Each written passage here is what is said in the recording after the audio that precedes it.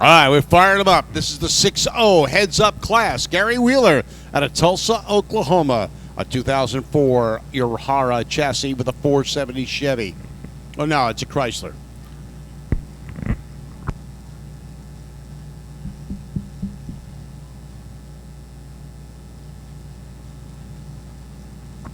Chrysler Hemi. Number 1 qualifier, Gary Wheeler. Ran 6:33.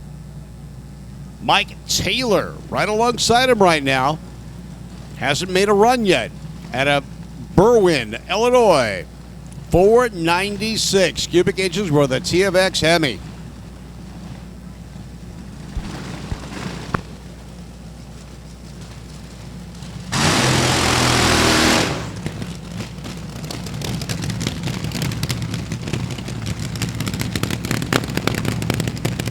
Heads up class. Hot rods in the lanes getting ready to go.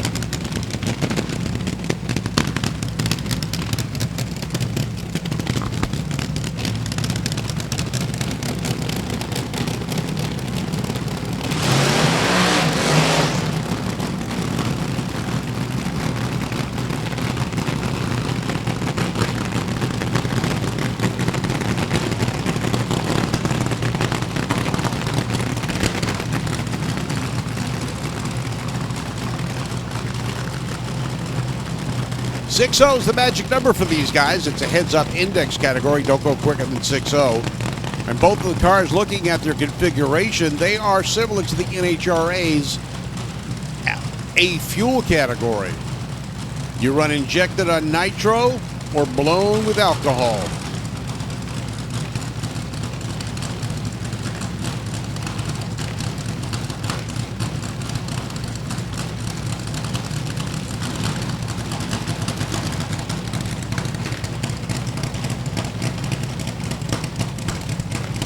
Going to be an elimination round for hot rod following the 6.0 Pro category.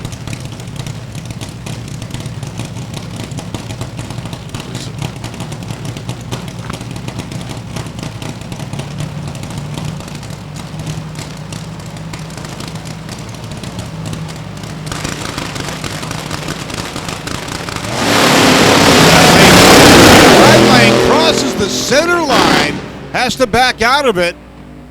6:39, not as quick as the first run. 212 miles an hour, so Gary Wheeler's previous run of 6:33 will keep him in the number 1 spot right now. Mike Taylor got out of it.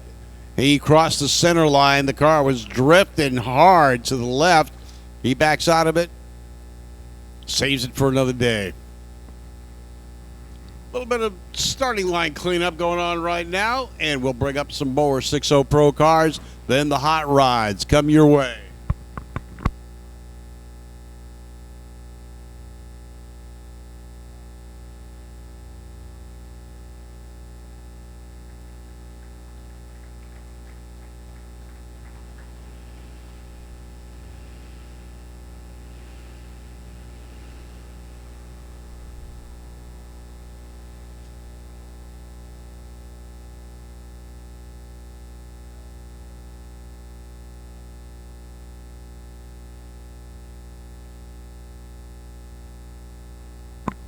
Car capable of running the funny car category is now pulling up.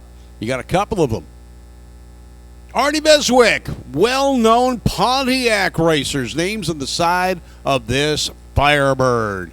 Arnie the Farmer Beswick had a series of Pontiacs, GTOs and such back in the day.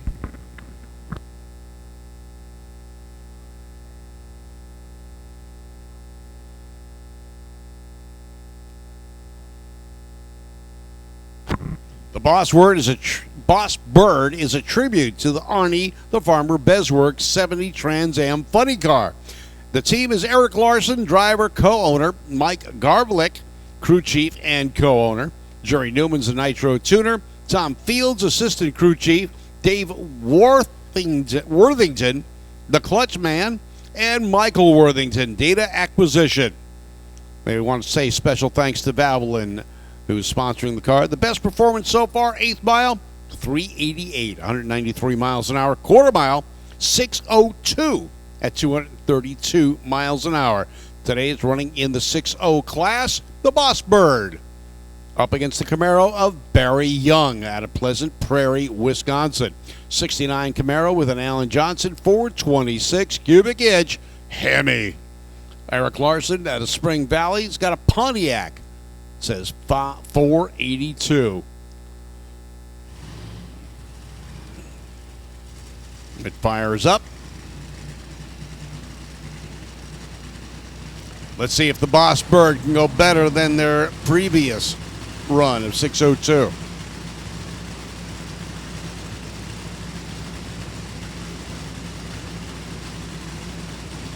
Both of these cars running on nitro.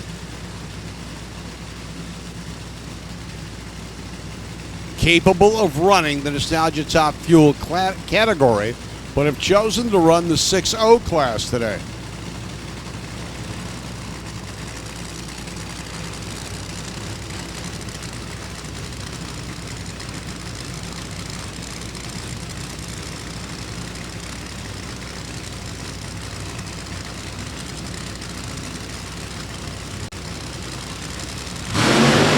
The Bird does the burnout first.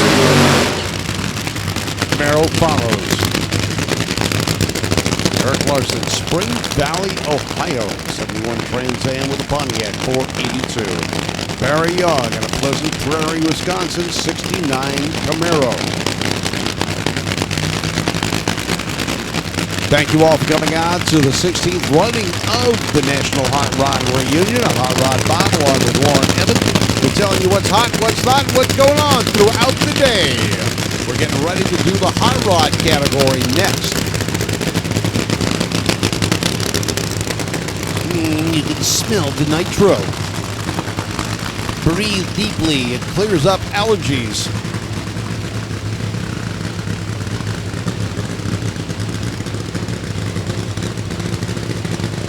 Almost smells like they're running a little higher load of nitro than the nitro funny cars do.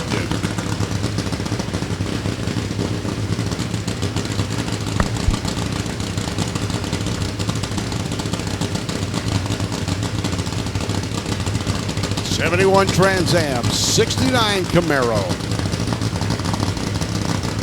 This is the 6.0 Pro category. Both of these cars quite capable of running in the funny car class as well.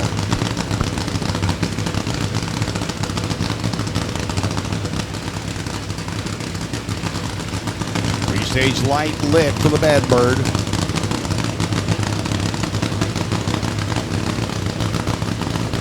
Both have lit the pre-stage lights. Now they've got to roll in full stage. Neither one seems to be in a hurry. Camaro first in, Bird. Exit times are close. Headed down the track, looking for 6.0. 590 and a 601. Best run ever for Eric Larson, and he puts it right on the top of the ladder. 601, he is number one. Barry Young goes under the number with a 590. But the mile per hour, Eric Larson at 243 miles an hour. Barry Young with 238. So two great runs for these guys. We're checking the track right now before we send anyone else down. But those were two great runs. And just a reminder to the folks, in about 10 minutes, if you're back in the area directly behind the timing tower, the little infield or the bowl or whatever they call it back there, the honorees are at the tent. They'll be signing autographs here. Got some free pictures, some handouts, a lot of great stories. Some of them are even true. So if you'd like to stop by and talk with them, Larry Lombardo, our Grand Marshal, is down there. All the other honorees, with the exception of Greg Exicalis, will all be down in the area. So stop by. Just had a nice chat with Jay Howe, one of the great craftsmen of our sport from long ago. Bo Laws is here. Ed Miller, the winner of that great super stock payout by George Hurst at the '67 World Finals. Joe Williamson. They're all down there getting set to sign their autographs, so we hope you'll stop on by. Of course, one of the great things about being here at the Hot Rod Reunion a chance to see all of the great stars and the honorees up close, get some pictures, bring the kids, meet some of the legends in the sport of drag racing. But that's at 2 o'clock, about 10 minutes from now. Also coming up, we've got some more great racing. Next up will be the Hot Rod Eliminator. Sportsmen are coming up. Nostalgia Pro Stockers, guys. And if you haven't seen them, it's a great lineup of cars back there all along the entrance road there towards the swap meet. But all the cars are lined up in order, and they'll all be out. 8 of them. 8's the right number? This many? Oh, wait a minute, this many. 8 of them. But beautiful cars and great tributes to the pioneers of the sport. And it's interesting with a guy like Larry Lombardo here, with Ed Miller there, some of the great guys who were pioneers themselves in the full-bodied car classification, all back there. So the dragsters, the funny cars, get a lot of the ink, a lot of the hype. Some of our great legends are back there. But you go on back and take a look at the Pro Stock cars. A lot of the guys have handouts. They'll be more than happy to sign autographs. They get items for giveaway and items for sale, I would imagine. So both of them. So if you're a Bob Glidden fan or a Bill Jenkins fan, you love the big Mopars, you love the great Rear and Morrison entries, a little something for everybody. So you can come on over, be part of the honorees signing at 2 o'clock. That's at the tent where you came over and got your goodie bag a little while ago. So come on down there, take a walk about 50 feet from there and see all the Nostalgia Pro Stock cars that are going to be coming up very shortly to make the run. All stuff you can do between rounds of the fuel cars. So come on up. We are getting ready for the Hot Rod Eliminator, and that is actually E1. That's drag racing term for 50% of them go on and 50% go home. But it's a lot easier to say E1. So we'll be back at the 10 at 2 o'clock. And come on by and see all the honorees and get some autographs, get some pictures. If you want to stop over now, beat the crowd. And then, of course, don't forget tonight at the Corvette Museum, we'll have an opportunity to honor all of the honorees in a very special program tonight. Also, take a walk around the show cars. There's just so much to do out here at the racetrack at the National Hot Rod Reunion. And thanks to all of our great friends at Holley and AAA Insurance for all the great support, both fiscally and financially and spiritually and emotionally and logistically. They do all of those Lee things, and we appreciate all of them. A great display down there for Holley, all the wonderful products that they have. And Holley's been synonymous with drag racing since drag racing. So stop over. We'd like to see you at the tent, 2 o'clock. All of the honorees will be there. Come on over, get your picture taken with some of the great legends and our honorees here at this year's Holley Hot Rod Reunion.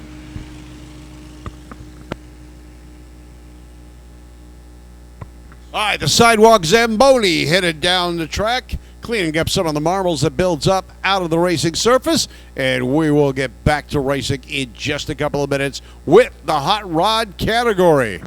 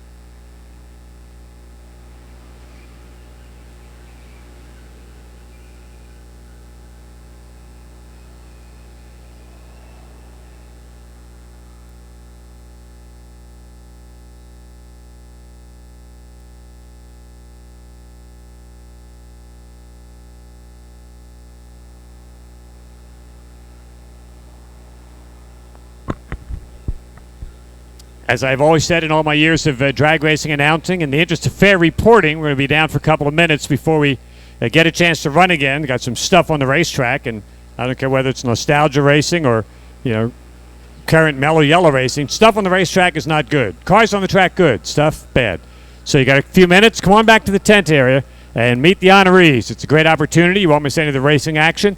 Lots of great things to do. Right across from the Larry Lombardo Bill Grumpy Jenkins Chevrolet Monza tribute car, which is down there. And then you can always stop over and see Bruce Larson, see all the great 55, 6, and 7 Chevrolets here in the build-up area right behind the tower.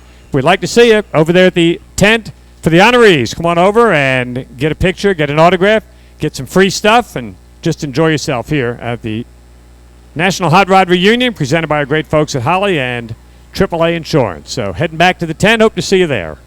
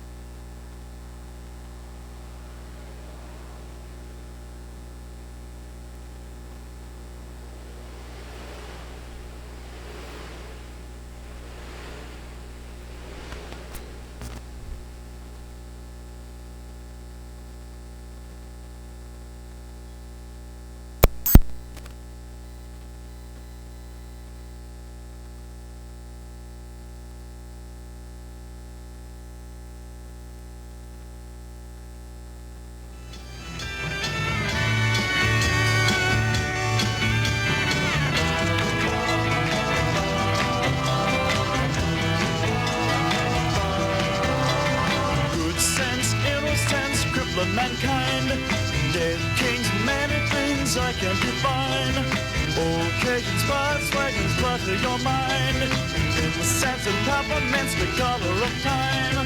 Who cares what games we choose? Little to win, but nothing to lose. All right, if you got the munchies, they got what cures it. Fresh baked pizza made fresh to order. Food in the fast lane on the spectator side by the bathrooms. Go to get pizza over by the bathrooms. Okay, good location. Chicken strip baskets, loaded hot dogs, corn dogs, loaded waffle fries, seasoned potato wedges, cheese, bacon. Now I'm hungry. Made fresh funnel cakes, homemade lemonade and sweet tea, ice cold drinks. They stay open late. It's Tinsley's Food in the Fast Lane. Spectator side by the back. Which is the spectator side? That would be the side without the pit area. Okay. Spectator side, the side without the pits, but the show cars. Tinsley's Food in the Fast Lane. Fresh baked pizza, made to order. They got chicken strips, loaded hot dogs, corn dogs, loaded hot dogs. That sounds kind of interesting. Loaded hot. Be careful, my hot dog is loaded. Okay. Now, you see, it's a family crowd. Loaded hot dogs, yes. Well, we call them tube steaks. Yeah, so, but they've got waffles, fries, seasoned potato wedges, and more. Tinsley's Food in the Fast Lane. Check them out.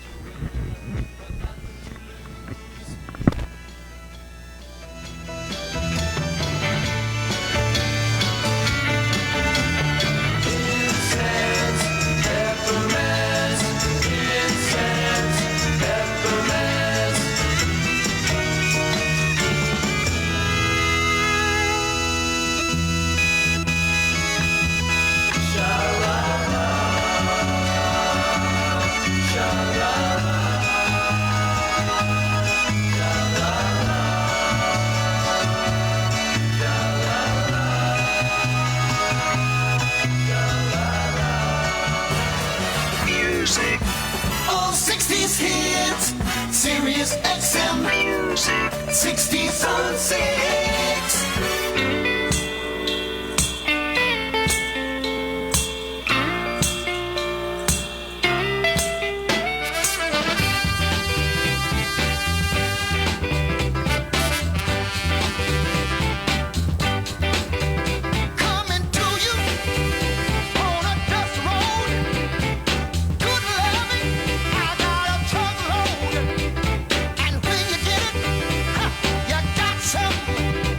So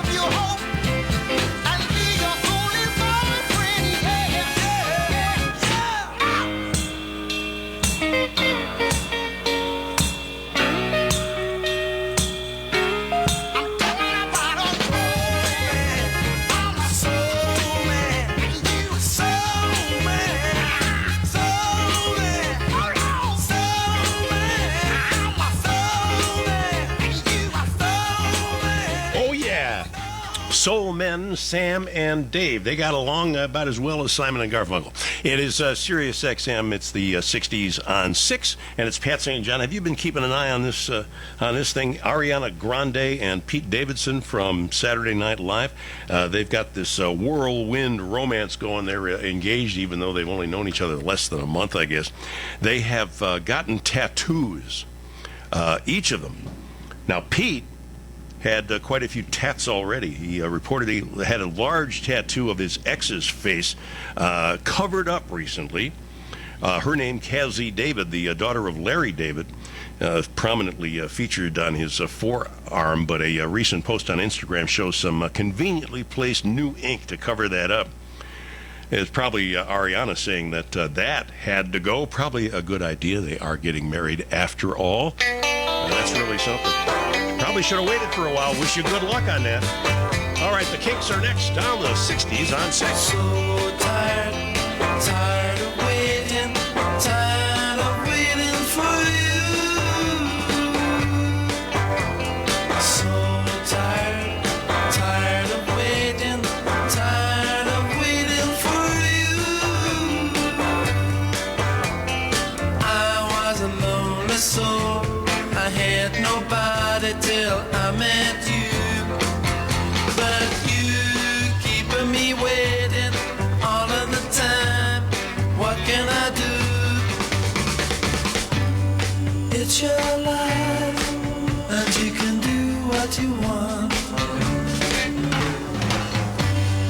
Do what you like, but please don't keep me waiting. Please don't keep me waiting, 'cause I'm so tired, tired of waiting, tired of waiting for you.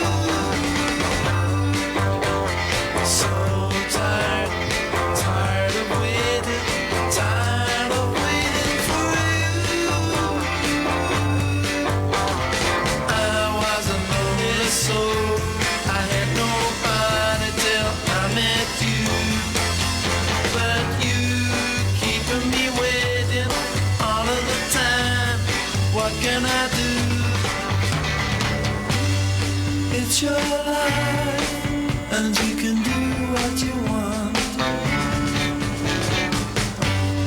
Do what you like. Please don't keep me waiting. Please don't keep me waiting, 'cause I'm so tired, tired of waiting, tired of waiting for you. So tired, tired of waiting, tired of waiting for you. For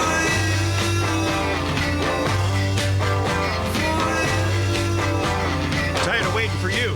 After all, it is 3 o'clock, 2 Central, 1 Mountain, and noon Pacific on the Big 6. I've been lonely too long. I've been lonely too long. In the past they've come and gone.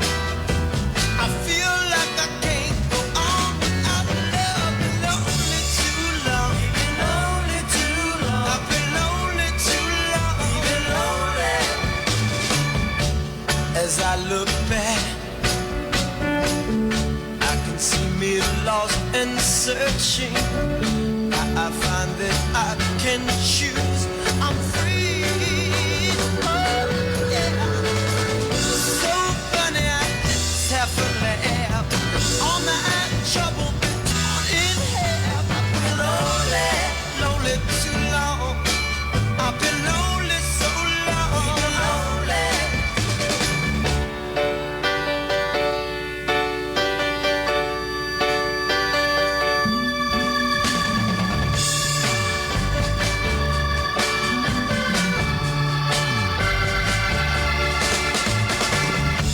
Now look at me.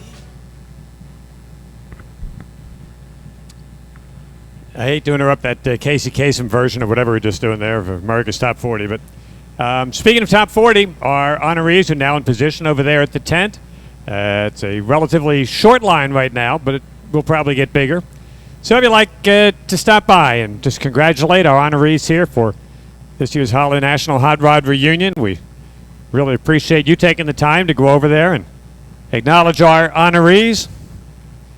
If you like Chevrolets, you got the great Bo Laws down there who had a Corvette that ran back in the mid-'60s. It was late '60s. Was just one of the great cars of all time. Back when one of the great class runs at any NHRA race was the Cobras against the Corvettes. And more often than not, Bo Laws came out on top with his particular car. Had some wonderful Corvettes. Hope you get a chance to stop down and talk to him. Still in the business and going strong. And also Larry Lombardo, of course, one of the great Chevrolet drivers and campaigners of all time. He is our Grand Marshal for the weekend.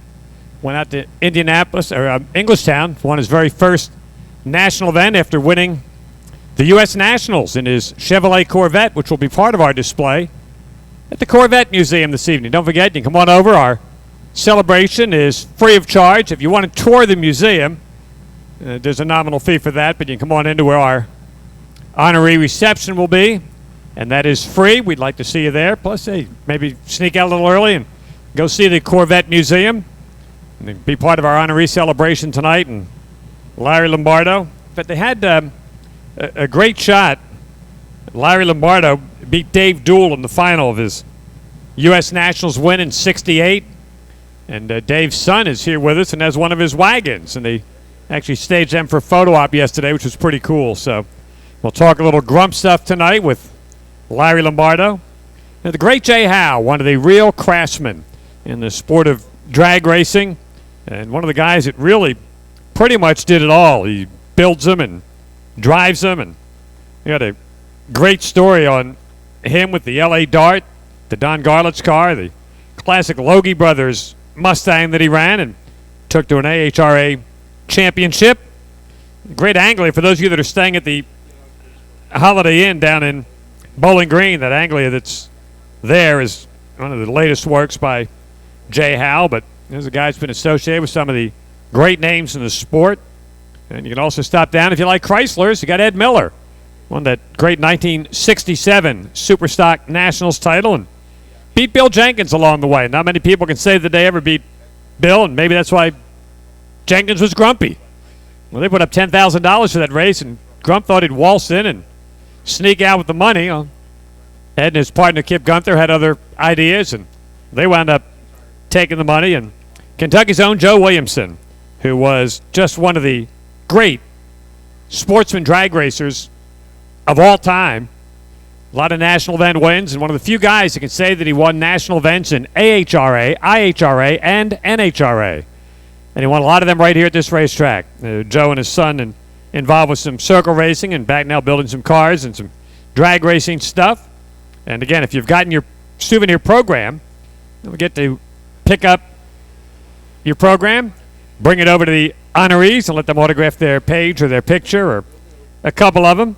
But we want to just congratulate all of our honorees, including Greg Asakalis, the former Division I director, who, because of some health problems, was not able to make it down here today. But if you have a few moments, I know it's warm outside, but our honorees are over there at the tent, right in that infield area behind the timing tower.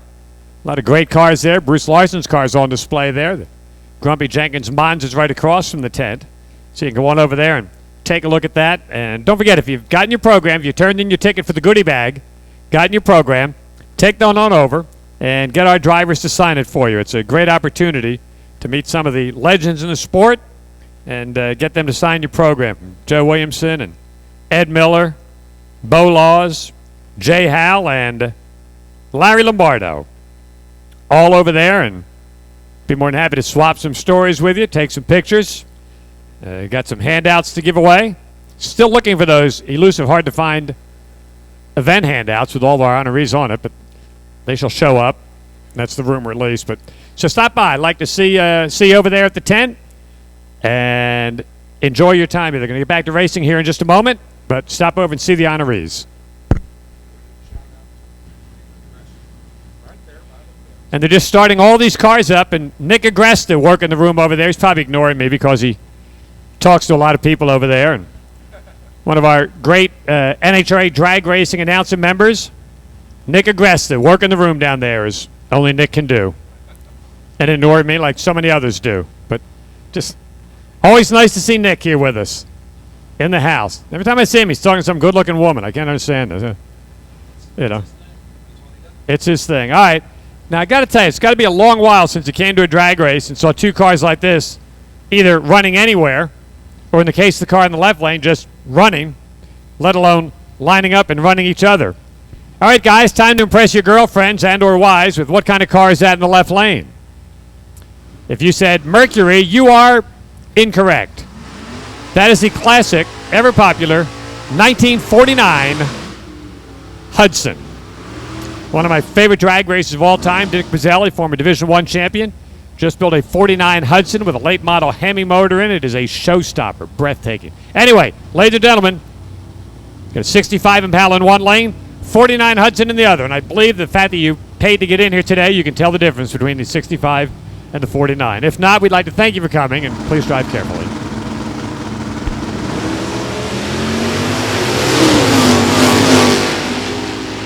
Headed down track was a bracket race. Red light for the 65 Chevy. So Jody Blaylock, senior with the 49 Hudson, takes the win with a 1079 on a 1072 dial-in. Next up, Chevy pickup truck. Caleb Locker out of Owensboro, Kentucky. Bobby Turner out of Carabel, Florida, with the Model A. 31 Ford 383 Chevy powered. Caleb's 350 powered pickup. Dial in 1333 for the pickup truck, 1093 for the hot rod. Hot rod pulls the front wheels up in the air. He's chasing. He's closing. He's getting closer. Can he do it? No! Caleb takes the win.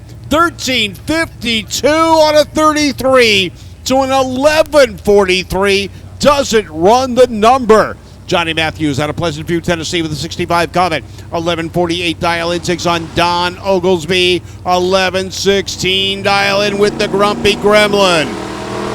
Off goes the Comet. Johnny out in front. Don is chasing. 069 reaction to a 234. Gremlin late on the lights and loses. 1158 to an 1127. Margin of victory, 17 hundredths. Chris Moeller out of Murray, Kentucky. 84 Chevy C10. Takes on Mike Goodwin out of Jefferson, Georgia. 1064 to a 1004 dial. Dart going to try and stick it to him. Pre-stage lights lit. Full stage for the truck. Full stage for the Dart. Truck leaves the line. Dart pulls the wheels up. His driver's door opens up. He's all over the place, headed down track. Can the Dart catch the truck? No, and he breaks out in the effort. He runs 982 to a 1166. Chris Moeller in the pick-em-up truck is victorious. 66 Mustang, Eddie Hoyt out of Pleasantville, Tennessee. 408 cubic inch small block. Ronnie Kinzer with the 68 Camaro. 3502 big block. 1093 to a 1047 dial. Old shot. I'm not going to tell you which one got it, though. Mustang out in front. Camaro starting to close, getting closer, almost there at the stripe. Camaro, 1058 to an 1102. Hoyt doesn't run the number, but Kinzer had the 017 reaction time. 55 against the 57 Chevrolet. Dale Poor out of Columbia, Missouri. 55 210 dials 380 or with a 383 dials 1198. Keith Kelly, a 964 dial. Waiting, there he goes. 57 closing, getting closer, coming on strong. Not in time. He breaks out 949 to a 1209. Hot Rod Model A pickup truck in the Budweiser lane. Nova, Randy Stamps, styles 1114. Cheryl Kaiser, a 1291. Full stage light on the right lane. Left lane, Cheryl moving in, full stage. Cheryl will leave the line first. The Nova will try to chase.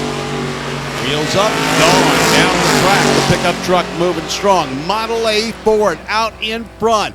Built Ford tough with a bunch of Chevy stuff. And at the stripe, holds on. 1292 on a 91 dial-in to an 1119 on a 14. Comet over in the Budweiser lane. It's Russell Chatterton with a 1285 dial-in. Garrett McGee with an 1173 in the Malibu.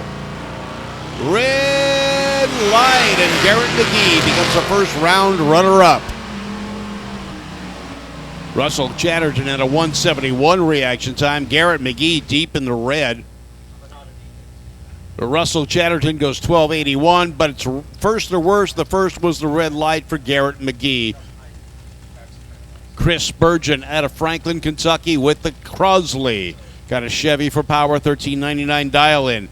Don Oglesby out of Franklin, Indiana, 48 Ford, the fat fendered Ford. Now he says it's a 239, but no. This thing's running a whole lot better than a 239 flathead can do. The Crosley pulls away, the Ford chasing. Ford almost caught him. He's got him at the halfway track point. He's sitting there out in front, way out in front. Is he going to slow down? Enough. 1273 on a 51 to a 1469. Chris Spurgeon unable to run the number he needed to do. Ron Back out of Cincinnati, Ohio, 23T, 1136 dial-in. Marvin Poole, Rochester, Kentucky, 1371 dial. Malibu will lead the line first. The T will try to chase him down.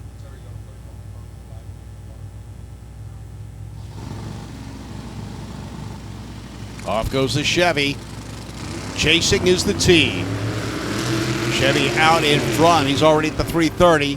Gets to the half track. T is closing in. Running out of space. Is he going to get him? He does. 1142 on a 36. Taking the win by 49 thousandths of a second.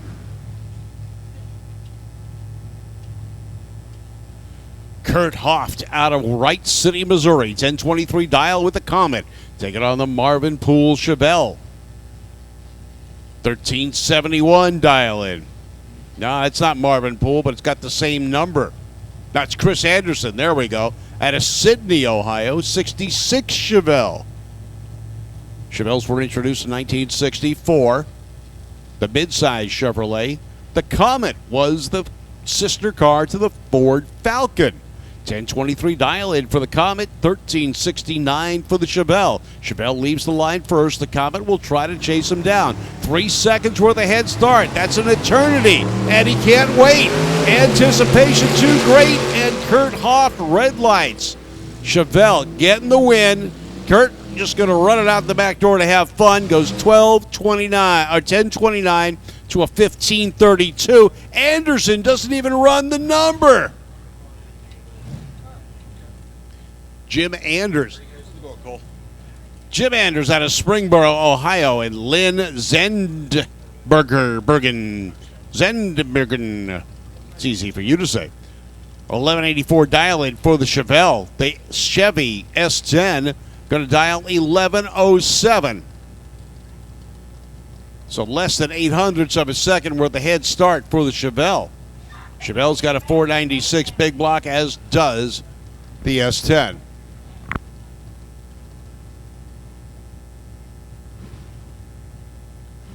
Sportsman Exhibition, Nostalgia Pro Stock. We need you to the lanes.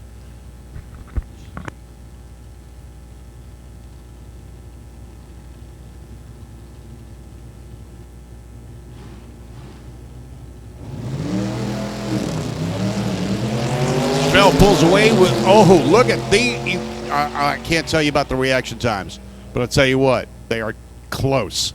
Coming up on the stripe, 1198 good for the win for Lynn, 1131 for Anders. They both had 00 reaction times. 003 for Lynn, 008 for Anders. That was the best side-by-side on reaction times yet. Rick Osborne out of Appomattox, Virginia, in the hot rod pickup truck. Now watch that pickup truck. If memory serves me correctly, there's a reason it doesn't have a bumper anymore in the back. He can pull the front wheels way up in the air.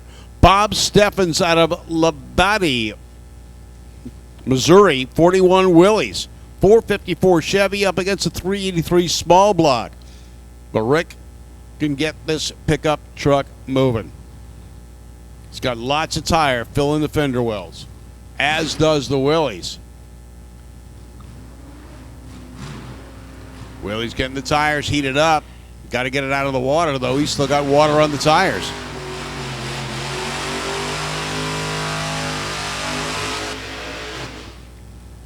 Woohoo! That was a good burnout for the pickup truck. I know it's in there someplace, but we can't see him from the tower because of the smoke. It's just sitting there. Now it starts to clear up, and there he is.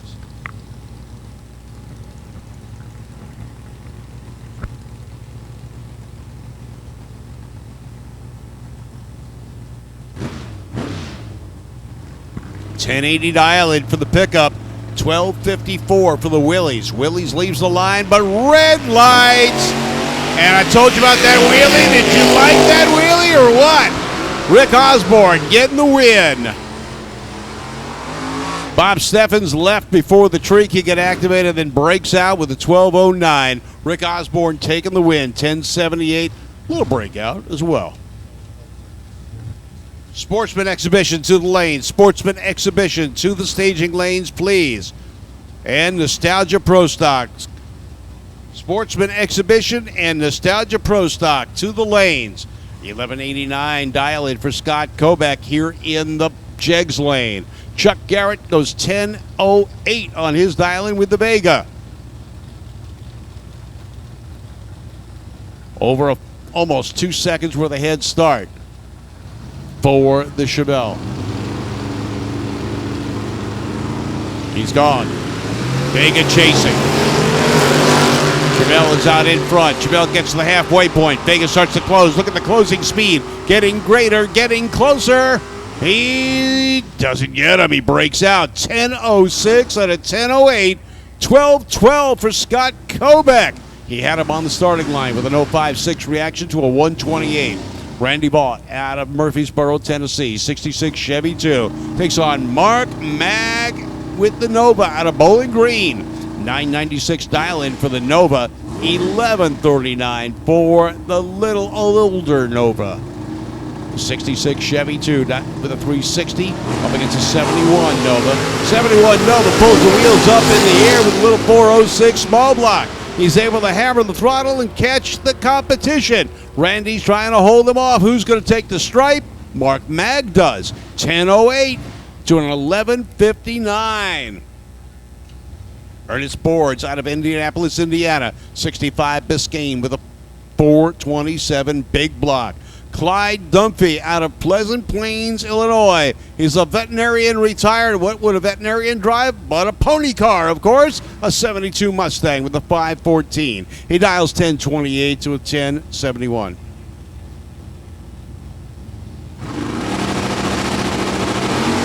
Off the mark they go.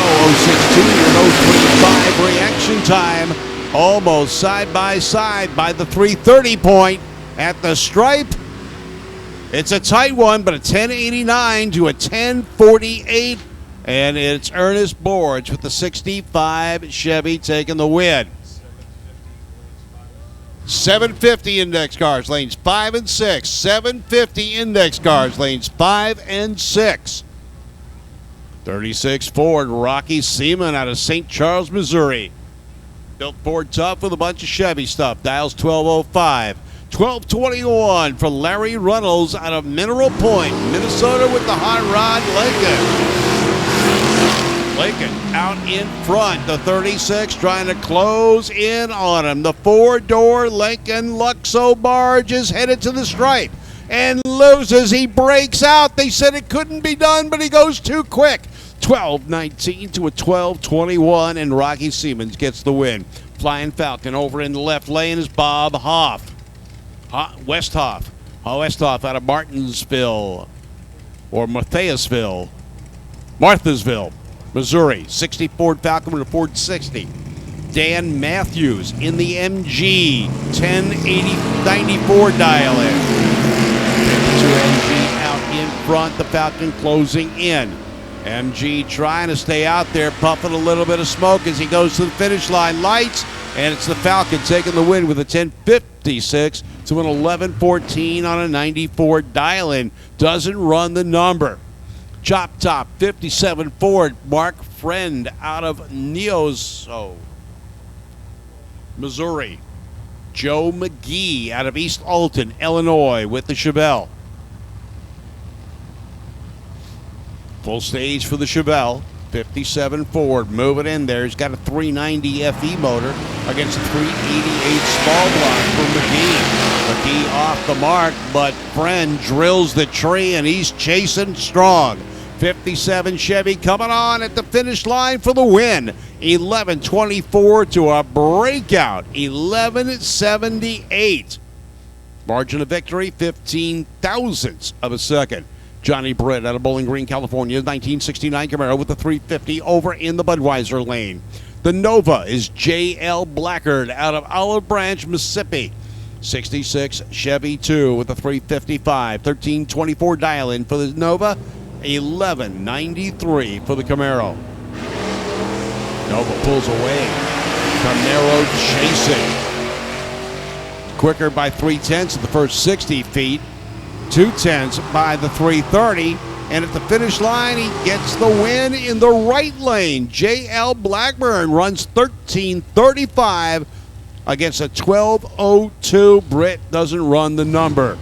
Bear Nichols out of Keville, Kentucky, 65 Chevy 2, 1125 dial-in. Charles Mays in the Ford, the 40 Ford Coupe out of Philadelphia, Tennessee, dials 1352. Ford stages first. Got a Chrysler 331 Heavy and he red light right on the hit. A big time red light of 253. So Bear Nichols getting the win, going on to the next round. Next up, Chevy, 57 Chevy. It's a 150 model, though it's got the Bel Air side trim. Taking on the AMX, the AMC here in the Jaggies lane.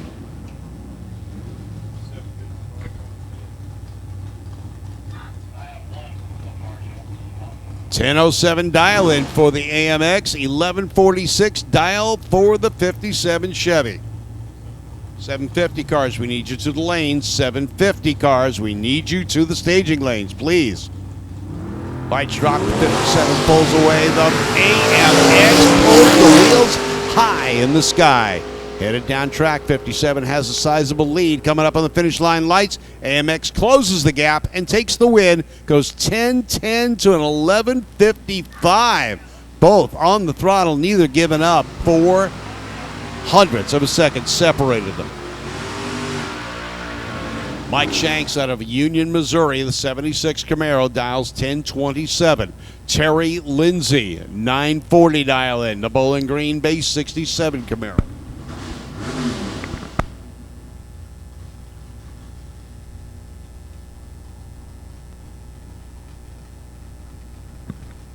Camaro is going to be chasing the Camaro. The newer Camaro out will leave first. 67, the first generation Camaro, will chase him. And down track. Hold shot for one of the drivers. Not going to tell you which one. It's a bracket race. Headed down there to the finish line lights. And the winner, 10:37, is Shanks with a 115-mile-an-hour run, 13 hundredths of a second ahead. He had the whole shot with an 038 reaction to a 114. Chris Thompson out of Murphy, North Carolina, 83 Chevy S10, dials 1168. Greg Deaton out of Marion, Illinois, 64 Plymouth Belvedere with a 440, dials 1114. 5 hundredths of a second is going to separate them on the tree. S10 will leave the line first. Plymouth will chase. Red light. 008 in the red for Greg Deaton. He tried. He pushed it. The win goes to Chris Thompson, 1176 on a 68 dial. Deaton's going to be upset. He goes 1115 on a 14 dial, but he red lit. Tyrone Wardlow out of Bowling Green, Kentucky, 69 Camaro. It's a beautiful Camaro, too, over in the Budweiser lane. Corey Martin out of Eminence, Kentucky. He's got the big 67 Comet. He's got a 460 under the hood. Dials 1165. Tyrone Wardlow dials 1290. 69 Camaro, built for 2 months longer than any other first-generation Camaro because the 70s weren't ready for production. They needed the delay. Pick them up, put it down, and head down track. Comet closing in on the Camaro. Camaro's got a sizable lead still, a few car lengths out in front. At the stripe, though, the Camaro's slowing down. Lots of smoke. 1221, 89 miles an hour for the Comet. He was backing out of it as well. Realized he'd already gone by the Camaro. Camaro slowed down to 55 miles an hour, and the Comet heads down in front to take the win. So Steve Spreadlin is up here next with the Camaro in the right lane, the Jeggies lane. 350 in his Camaro. John Westhoff out of Marthasville, a 1058 dial with his 82 Capri. And we're checking the track. A lot of smoke, and the competitor previously in the left lane slowed down significantly. We're going to check that out and get back with you in just a few moments. Racing action continuing on here at Bowling Green, the 16th running of the Holley National Hot Rod Reunion presented by AAA. And the autograph session going on right now alongside the reunion tent. Check out our honorees. They're all there. They'll meet and greet with you, sign autographs, and talk to you about the good old days of drag racing. You know, I know it's not Carol Shelby-like, but somebody actually was over there in line, bought the dashboard out of a Monza to have Larry Lombardo sign it. You know, I mean, every Cobra in the world has got Carol Shelby signed on the dashboard, right? Right. You know, and I'm thinking, wow. So I said to the guys, well, where'd you get that? And he pointed right across the way to the Monza that's sitting there. He said, I got it out of that car. To which I replied, I'm not the smartest guy in the world, but you could have had Larry walk over there instead of taking the dashboard out of the car and standing in line. But, you know, hey. Like I said, there's probably a better way to do it than I would have figured out, but it's really a nice opportunity. Bo Laws, Joe Williamson, Ed Miller, Jay Howell, all over there in line. It's just a really, and of course Larry, just a great opportunity to meet some of the legends of the sport. People bringing a variety of things. I mean, helmets, old newspaper articles, Bill Jenkins press kits, you know, photos, handouts. Everybody in line is just enjoying themselves. We know it's a little warm to wait, but the line's moving pretty quickly. The guys doing a great job. So if you haven't been over there to the Hot Rod Reunion tent yet, it's right next to the tent where you probably turned in your coupon and got your goodie bag. So go on over there and get the program that was in that goodie bag and let the guys sign it. Definitely do that. Then tonight, come on over to the Corvette Museum. Hear all the stories. You're going to hear not only from them, but you can talk to the people that raced with them that'll probably be over there. And after you hear the two sides of the story, you can try to sort out for yourself which one's the truth. That's right. Remember, I raced him 50 times. You never beat me. Really? We raced you 32 times. You never beat me. I said, well, that's 82 races. Somebody's lying here, you know. Yeah, so was wrong. The numbers are wrong. But it's great. And since when you talk to the drivers, you know, some have impeccable memories, and I mean this sincerely. You can talk to a guy like Don Garlitz. Remember every race that he ran. I mean, and accurate, you know. We raced this guy in, you know, 1960. I mean, I was over there before, and a guy came up and said, Don, you remember me? He said, I met you in 1972. And Garlitz said, yeah, it was at... And I went, really? Yeah. I was impressed. I can't remember what I had for breakfast this morning, you know. But to Larry Lombardo, of course, a great historian of himself and Jenkins, was such a great partner with Bill for those many years. Joe Williamson, who, like I said before, won all those Division III championships and just dominated racing here at this track. And one of the few guys to win in 3 different associations. Ed Miller with that classic 67 win where he got $10,000 from you know, George Hurst, and Bo Laws with his Corvettes that were just crushing everybody in the old modified production classes. So they're all over there. It's a great opportunity. I know, like I said, it's a little warm, but the line's moving pretty quickly. So if you haven't been over there yet, take your program, go on over there, got the autograph page inside the back cover. Get the guys to sign that or sign their page in the book. They'd be more than happy to do it. And, it's funny to go over there and I raced you at the Summer Nationals, and I raced you. It's very interesting, the opportunity for the people to meet these the great honorees, and it's a wonderful class we have. And the nice thing about the Holley National Hot Rod Reunion, it's not always just the top fuel and the funny car guys. No. A lot of the guys, sports and racers, builders, designers, painters, crew chiefs, we've honored them all over the course of the years here. So it's a blessing to have them down there. Our Pro Stock cars are coming up in line. They'll be up here shortly as we continue here with E1. But again, if you have a chance, stop by. The guys will be there for another half hour or so. All right, thanks, Bob. Here we go back to Hot Rod Eliminations. John Westhoff out of Marthasville, Missouri. 82 Capri, dials 1058. 1082 dial in for Steve Spreadlin out of Jackson, Missouri. 69 Camaro. Camaro off the mark. Little Capri will try to run him down. Capri getting closer. Can he do it? Not this time around. And Steve Spreadlin takes the win. The Capri did get by him, but broke out. He ran a 57 on a 58, breaks out by 7 thousandths of a second. Don Forrester out of Benton, Iowa, 71 T37, very rare Pontiac, takes on Kenny Warren out of Murfreesboro, Tennessee with the Corvette. Corvette dials 1120. Forrester in the Pontiac at 1160. The big heavy tin Indian will leave the line first. The Plastic Fantastic will chase. Now, back a while ago, my wife and I moved, and I packed up the kitchen for her, and I labeled one of the box Corvette parts. She got home and said, "What Corvette parts were in the kitchen?" I said, "Well, your Tupperware." All right, lights drop, and off goes the Pontiac. Chasing is the Corvette. Corvette spins the tires hard as we look down the center of the lane. You can see the tire streaks. Pontiac out in front and holds on with an 1179 on an 1160 to an 1121 on an 1120. Kenny was close, but he also had a 0.3 of a second reaction time. He gave up the stripe. Ron Meredith at Litchfield, Kentucky car at the 69 Dart. Going to try and stick it to the Camaro. Mike West out of Bowling Green, Kentucky, 69 Camaro, 406. Dials 1161 to an 1157. So this will be nearly heads up. Now, the Dodge Dart originally was the full-size stripped-down Darts, or Dodges. By 1963, they changed the compact name from Lancer to Dart, and sales went up. So the Dart name stuck with the compact Dodges of the past. Now, they changed the name for a while to Demon. That didn't go over real well, and they reversed it back to Dart very quickly. Headed down track, the Dart has already been passed. The Dart left the line first. The Camaro drives around it before the 60-foot mark and easily gets the win, running 1170. 1643 for the Dodge Dart, so something awry with that Dart, and he slowed it down quite a bit.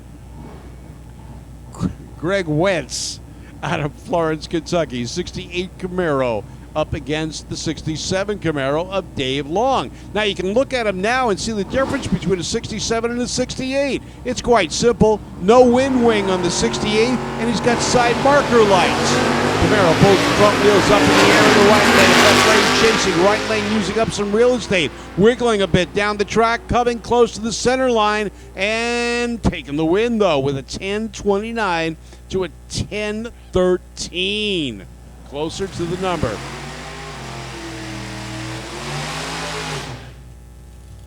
Gary Stock out of Bethalto, Illinois. 41 Studebaker, 468, 1274 dial-in to a 1068 dial-in for Royce Winkler in the 29 Essex. A lot of people don't know it, but Studebaker was more famous for Conestoga wagons. That was the starting of the company when they started building wagons back in the early West. At the stripe, it's the Essex taking the win, 1083 to a 1277 on a hole shot. 016 light for Royce to a 4/10 reaction time.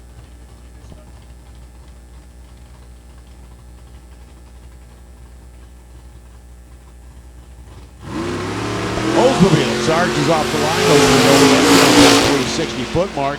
Good launch for the Olds. Comes across the finish line lights with an 8.83 at 155 miles an hour. Pro Stock coming up, and Bob Fry going to tell you all about it.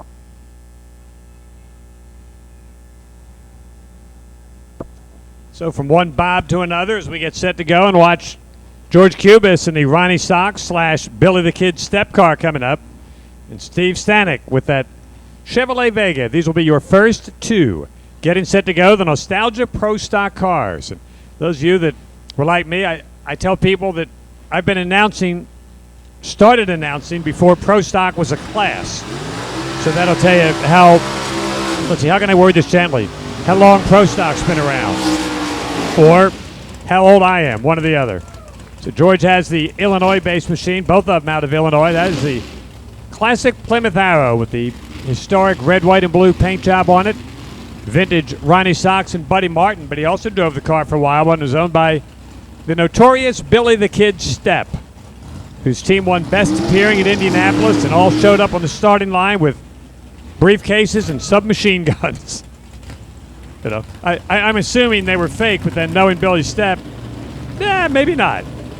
So a little burnout there for the Plymouth Arrow. Of course, Ronnie Sox for so many years, along with Buddy Martin, Jake King, the standard bearers for the Chrysler Corporation. And anytime you go to a Chrysler meet, big or small, you can bet somebody's wearing a Ronnie Sox t-shirt. The Chevrolet Vega over there in the left lane. It's a 1971 Chevrolet Vega. Short wheelbase car, of course, the Pro Stock class instituted officially in 1970. Bill Jenkins winning the first race out in Pomona, beating Ronnie Sox in the final round. And they were thundering at the time. Low ET, 990. Really. And the people were oohing and on. So your first pair, go get him, boys. Wow. Now really twisted off the starting line. Chevrolet's out in front. Plymouth going to try to run him down, top end of the racetrack, and he's going to run out of room. 888 there for Stanek in the Joliet, Illinois-based Chevrolet. George Cubis goes 935, 153 miles an hour. So you had a Chevrolet, and you had a Plymouth Arrow. Next up, it's the Mike Ruth tribute car to Bob Glidden. Glidden, who raced, of course, the Fords for so many years, the Plymouth for so many years, and actually once in his heyday, ran a Chevrolet at the U.S. Nationals and did not qualify. 597 round wins for his career for the great Bob Glidden, who will be sorely missed by drag race fans around the world, and especially here in the Division III area. Bob was a former Division III champion. That encompasses, the Kentucky, Ohio, Illinois, Indiana area, and was for years the hotbed of racing for the full-bodied cars. And Mike is on I said Mike, Mark Pappas. Well, that's Ford Fairmont over there, Mike Ruth. And Scott Hoffman with the Joliet, Illinois-based machine. So Mike over on the left side, getting set to make the run, and an Alston Racing Engineering kit car, the 79 Ford Fairmont. Now, Bob has been announcing most of the day, knows everything about every car in the world. He will tell you the difference between a Ford Fairmont and a Mercury Zephyr. How you can tell them by looking at the cars from the back. Won't you, Bob? All right, he's too busy, I'll tell you. The Ford Fairmont's taillights went this way, and the Mercury Zephyr's taillights went that way. So Mike Ruth and the Ford Chevrolet, great move out of the starting gate. And look at that, something you didn't see a whole lot when the Ford Fairmont was running with Bob Glidden, the car trailing. 881 over there for Scott Hoffman and that Chevrolet. 920 for Mike in the Ford Fairmont at 152 miles an hour.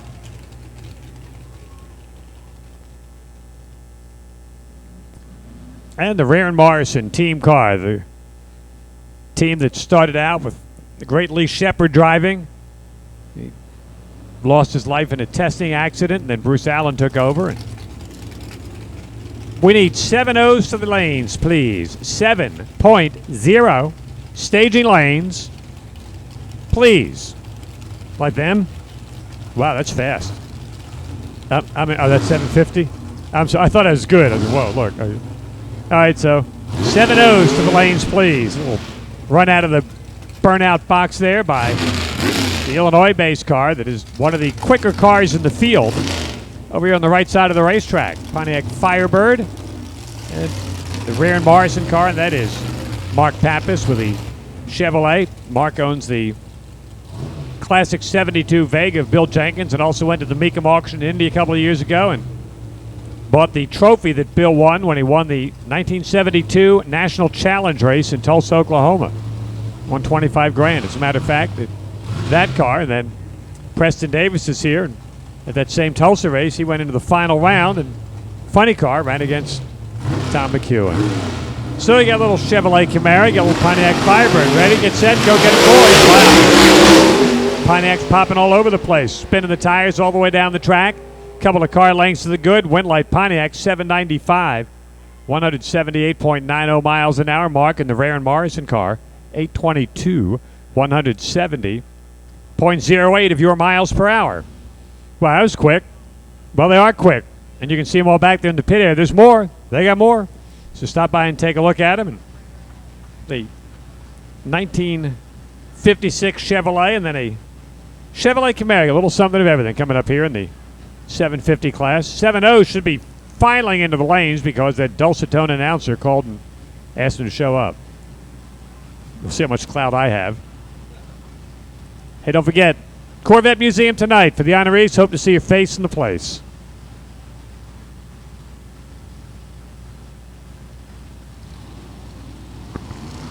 Mike Molina out of Chicago, Illinois, retired cop, taking on Bill Davis out of Benton, Kentucky. Now, as much smoke as that 56 Chevy puts out, you watch it when he leaves the line. There is a reason it doesn't have a full rear bumper. It wouldn't stay on. He pulls this thing up so high in the sky, he will rip the bumper off the back. So all he keeps on that is the center section of the rear bumper. Camaro, Bill Davis, 82 with a 565. Look at him doing a burnout and pulling the front wheels up in the air.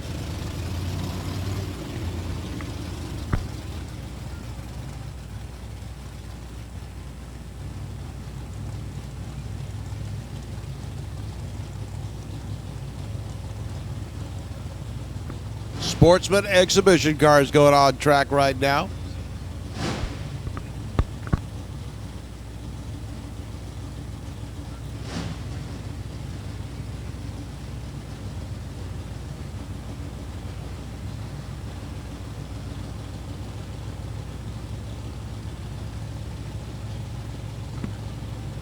All right, here we go. They're full stage. Lights begin to drop. Watch the Chevy. Up on the rear bumper, bounces it down, heads towards the center line, pulls it away. I don't think he's going to be able to catch the Camaro, but he sure had fun. Camaro goes 950, 741 miles an hour to 1048 at 123.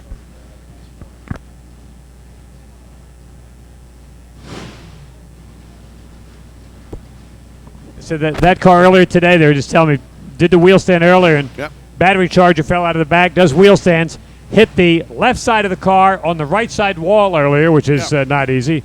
So somebody said to me after looking at that, would you drive that car? And I said, I wouldn't get out of the electric chair to drive that car. I'm taking my chances with old Sparky, let me tell you. All right, so my horsepower cars, this is the 750 Index coming your way.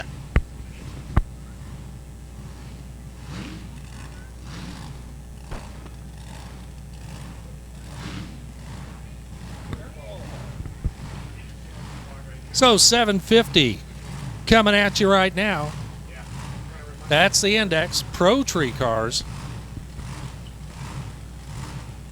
And this is their third and final qualifying opportunity. We're going to put numbers on the sheet, figure out where they wind up on the ladder.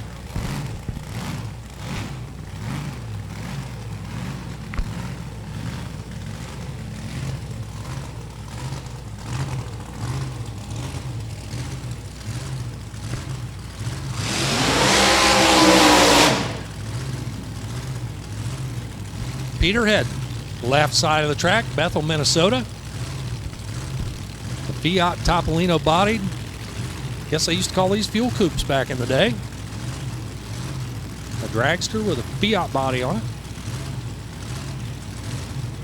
Yeah, hustling back from the burnout.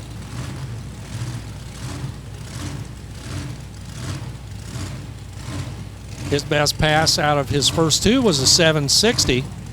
Trying to improve on that, trying to get close as he can to that 750 index. Alongside Jake Broerman, number 20 on the sheet right now, with his earlier 788. Again, 750, the magic number. Start for Peter Hedden. He's out front. He's going to get there with a 759. Slight improvement, one tick better. 759 at 174, 779. That's also a pickup for Jake Broerman as he improves by 9. And should move around on the sheet a little bit. Justin Schaefer coming up now. 806. His qualified number. He ran lower than 750 yesterday. So he's got to stay on the safe side, but still get closer to that 7.5 second mark. Schaefer out of Lincoln, Illinois. He is the son. Dad Dave Schaefer will be up here in just a minute. Larry Aldrich alongside for Franklin, North Carolina. A Yance-built chassis. Big block Chevy power out in front.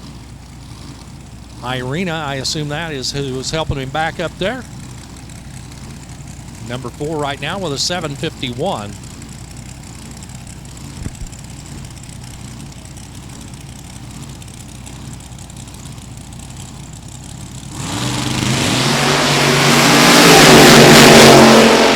Again, these are qualifying passes. Reaction times don't count. They will tomorrow. 752 for Justin Schaefer. That was what he was looking for. 179 for the speed. Much improved for Schaefer. Larry Aldrich, 735, way under the index at 161. Here's Don Moore pulling up next out of Hamilton, Ohio. Backing up that rear engine dragster, Budweiser side of the track. That front engine dragster was built in 1972. 406 Chevrolet power plant alongside Tyler Allen. And you see Tyler out there at the 660. He did that on his earlier burnout. But it looks like Tyler troubles with the car and he shut it off. He's climbing out of the car. He's going to get over the guard wall. He'll get in a safe spot and open up the track for Don Moore. We'll get Tyler cleared off in just a minute. But in the meantime, Don Moore going to make a qualifying pass here, trying to improve on his 762.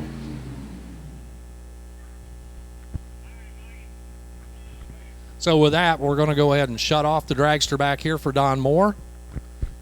And we will get Tyler Allen cleared out of the way.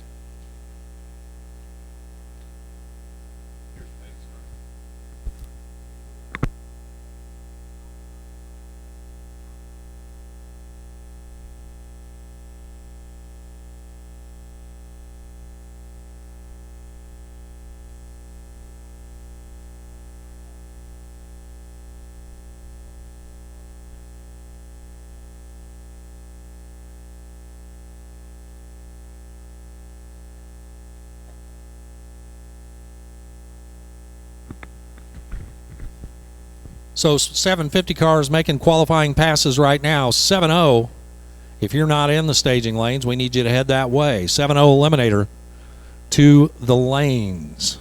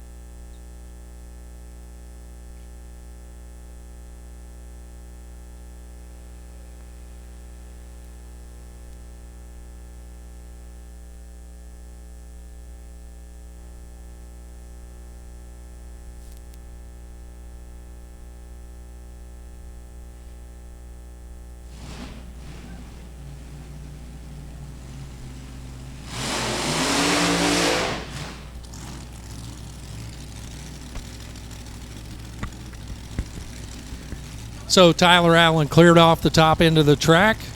Our safety crew back in position where they need to be. Don Moore getting set to pull up left side. Moore out of Hamilton, Ohio. Front motor dragster over there. 762, his best good run of the weekend. He was under the index earlier, trying to stay on the safe side of that 750. Put him on the count for the sheet for tomorrow.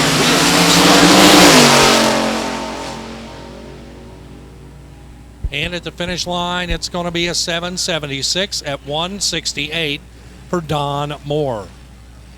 2 cars coming around the bend right now.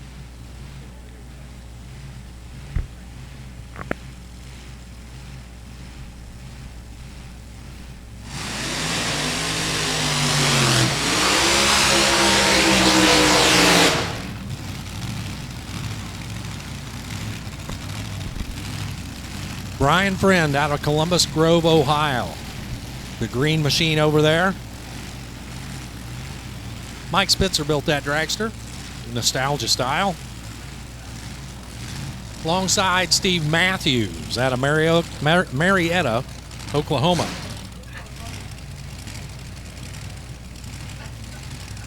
So you can see the difference in the vintage here. 69 Woody Gilmore chassis on the jegs.com side of the track. But it'll run the number 752. He sits number 7 in the qualifying order right now. Brian Friend has been under the index each time. Needs to slow it down just a tick. Matthews, you saw the pre-stage light flickering on and off. 755 for Steve Matthews. That's a good number. And for Brian Friend, he's on the right side of the index now. 757 at 180. He's on the sheet. We'll put him on the ladder for eliminations. All kinds of sideways on the burnout there for Michelle Lewis out of Louisville. Another Woody Gilmore chassis entry.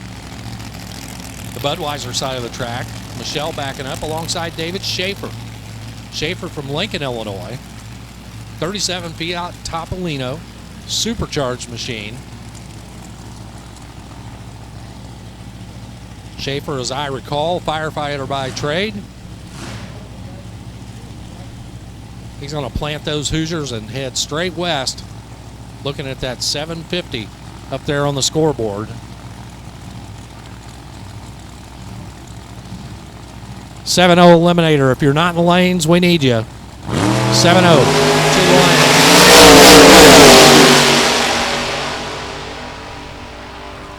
For Lewis and Schaefer, good looking run for both.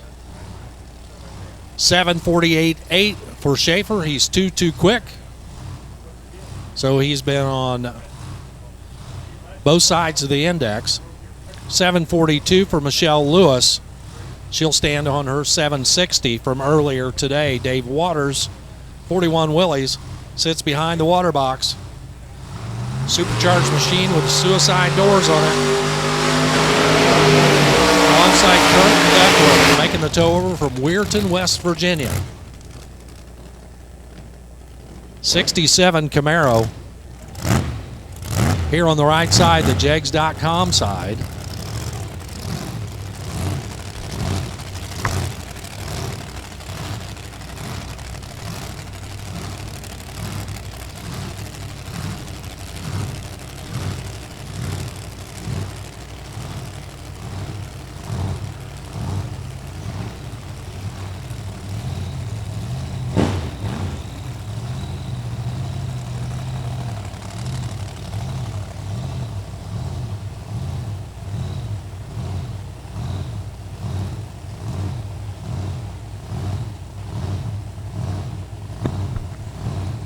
Hey, just a reminder for you racers out there in gas eliminator or competition eliminator.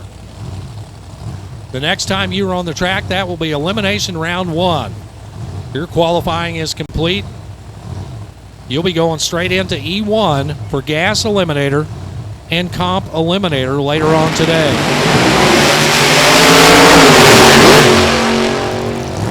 So a little wheel hop out of the Camaro there. and he clicks it off. 763 for the Willies of Dave Waters at 156. Kurt Duckworth, 1325. Big speed, 123 down there at the finish line. So once again, a reminder, competitors, in Gas Eliminator and Comp Eliminator, you're done with qualifying sessions. You're going into round number 1. So we'll be seeing you in E1 later on today. Gas Eliminator, Comp Eliminator. Your elimination round 1 is coming up. Next time you're on the track, that's what you'll be doing.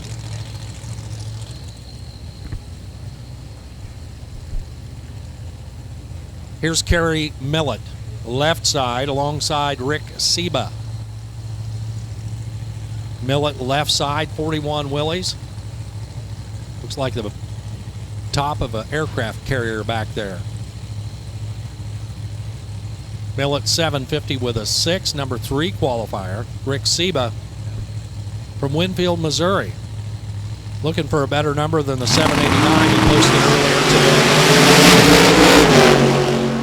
Gets out towards the guard wall and clicks it off, so he will not improve. 751 for Kerry Millett, so he's gone 750 with a 6, 751 with a 0. I think Millett's in pretty good shape. Rick Seba coasting on through to a 1596.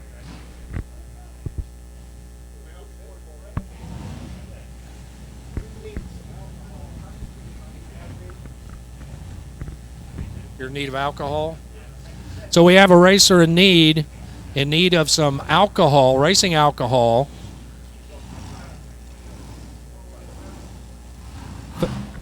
Hey. Hang on, let me give you a phone number here. If you got any alcohol, you can help them out. 417-592-3738. So 417-592-3738. Yeah, look for the Chop Top 57, Christine 2, right? That is Mark Friend. Where you put it at, Mark?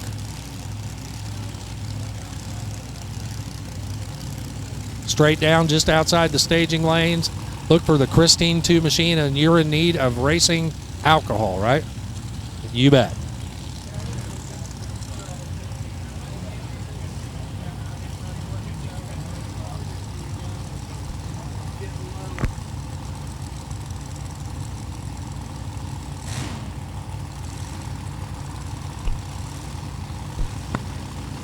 So if you can help him out, he'd appreciate it. The Christine 2 Mopar.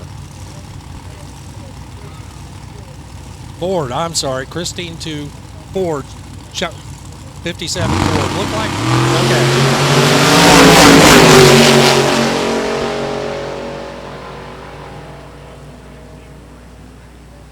751 left side for Jared Bradshaw. He'll move up on the sheet. Art Millett, red light start, 756 right side, speed of 180. 750 cars keep coming around the bend. 7-0, you should be in the staging lanes. And you fans in the stands, hang in there. That means we're not far away from the Nitro cars. They'll be coming up shortly.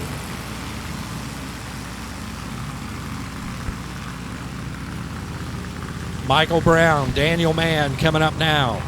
Brown left side from Utica, Kentucky. An S&W chassis machine, 400 cubic inches of bow tie power. He's in the Budweiser lane.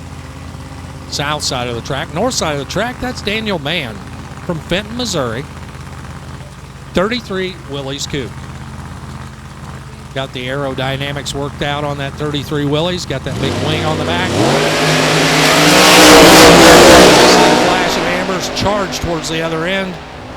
The dragster out in front, going to get there first, 746 at 174. That's too quick for the index. He'll have to use a 758 as his qualifying number. Daniel Mann, 784.9. The good news is back-to-back 784s. The bad news is that's not close to the number he needs to run. He's 3.5 tenths away from where he needs to be. Niles Rubar, Cocoa, Florida, your number 1 qualifier Number 1 with a bullet. 750 with an O. Dead on with a 0. Alongside Dan McWhirter out of Brantford, Ontario, Canada. The Bantam Altered, right side.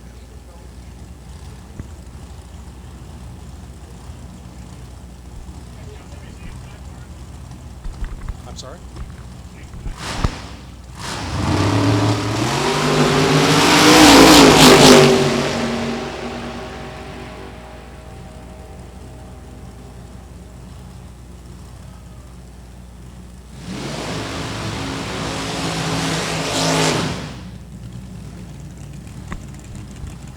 So Niles goes a little bit under now, 748.8 at 176. Dan McWhirter, 751, speed of 177. It's Kelly Friel's Key from Island, Kentucky.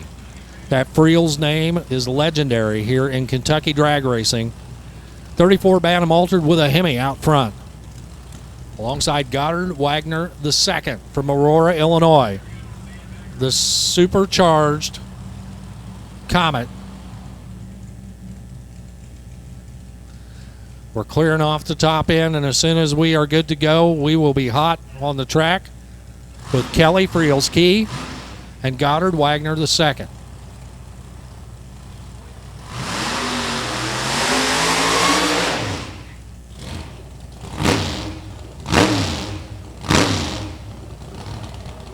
So the supercharged Comet.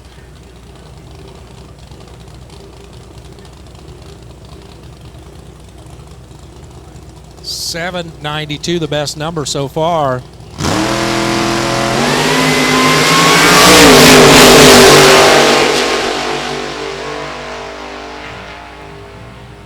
Kelly Friel, 748.8 at 176. Too quick for her. 806 going the wrong way at 171 for Goddard Wagner.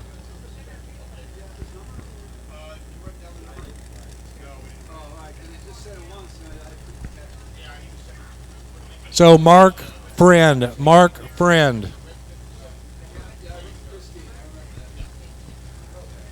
Friend, we've got somebody here in the tower that wants to be your friend. Got some alcohol for you.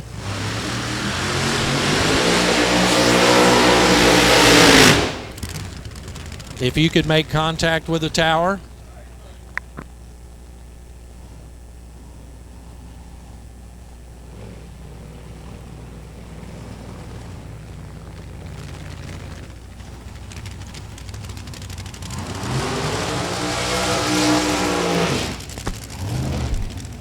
So Mark Friend, Jim Slovak will be willing to help you out. He's parked along the tree line all the way down past the end of the staging lanes in Competition Eliminator, and he can help you out. The potential H-Bomb car, if you could get it hooked up with him, Mark Friend, he's got some racing fuel for you. It's Randall Bowles and Bo Bowles. Both of them out of Slaughters, Kentucky. Yep, father and son. Randall Bowles, 57 Chevy. Bo Bowles, 23T Altered. Longtime campaigners in this part of the world. Made a lot of laps in the 8th Mile Jake Super Quick Series.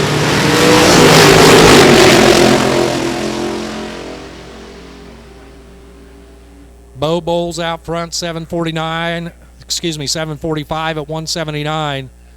Randall Bowles goes 004 red and off pace, 836 at 142. That car got a lot more that it can do. Here is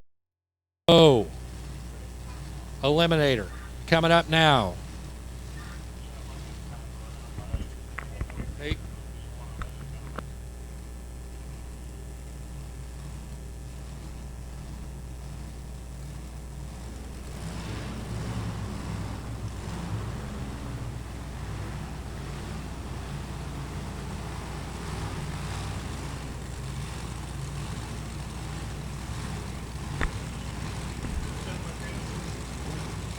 So here's Lawton Ferreira II out of Spring Valley, California. making his way to the water box right now. Already out there completing the burnout, that's Scott Bourdain from Calmar, Alberta, Canada. So California and Canada meeting right here in Bowling Green, Kentucky. 7 flat the index for these cars, a little bit quicker category. Lawton hustling back from the burnout right now. Sits number 3 on the sheet right now with a 7:02. Bourdain's number, a 7:05, places him in the 8th qualifying position.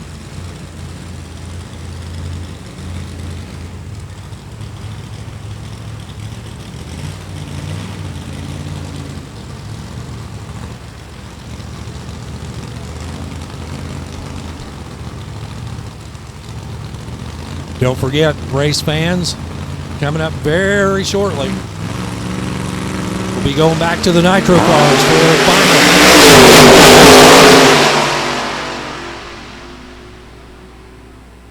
Finish line says a 7 flat with a 1, dead on with a 1 for Lawton Ferreira.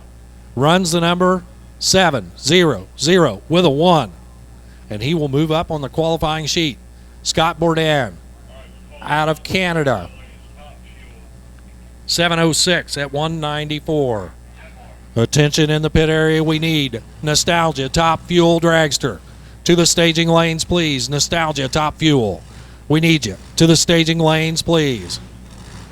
For your third and final qualifying session, Nostalgia, Top Fuel Dragster, to the lanes.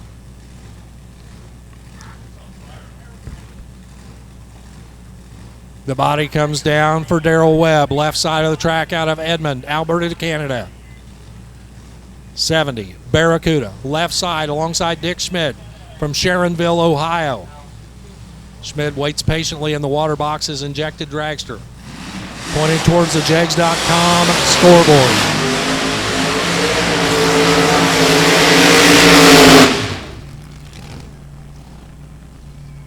You see the smoke rolling out of the side windows there on that Barracuda funny car for Darrell Webb.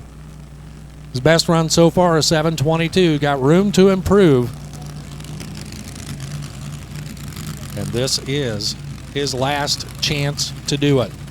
7:08, the number 12 qualifying position for Dick Schmidt as he backs up from his burnout right now. Once again, we need Nostalgia, Top Fuel Dragster, to the lanes. Nostalgia, Top Fuel Dragster, to the lanes. Now, race fans, you want to hang in there. The big show coming up with the Nitro Dragsters, the Nitro Funny Cars, and the AA Fuel Alters. All that coming up in just a few minutes.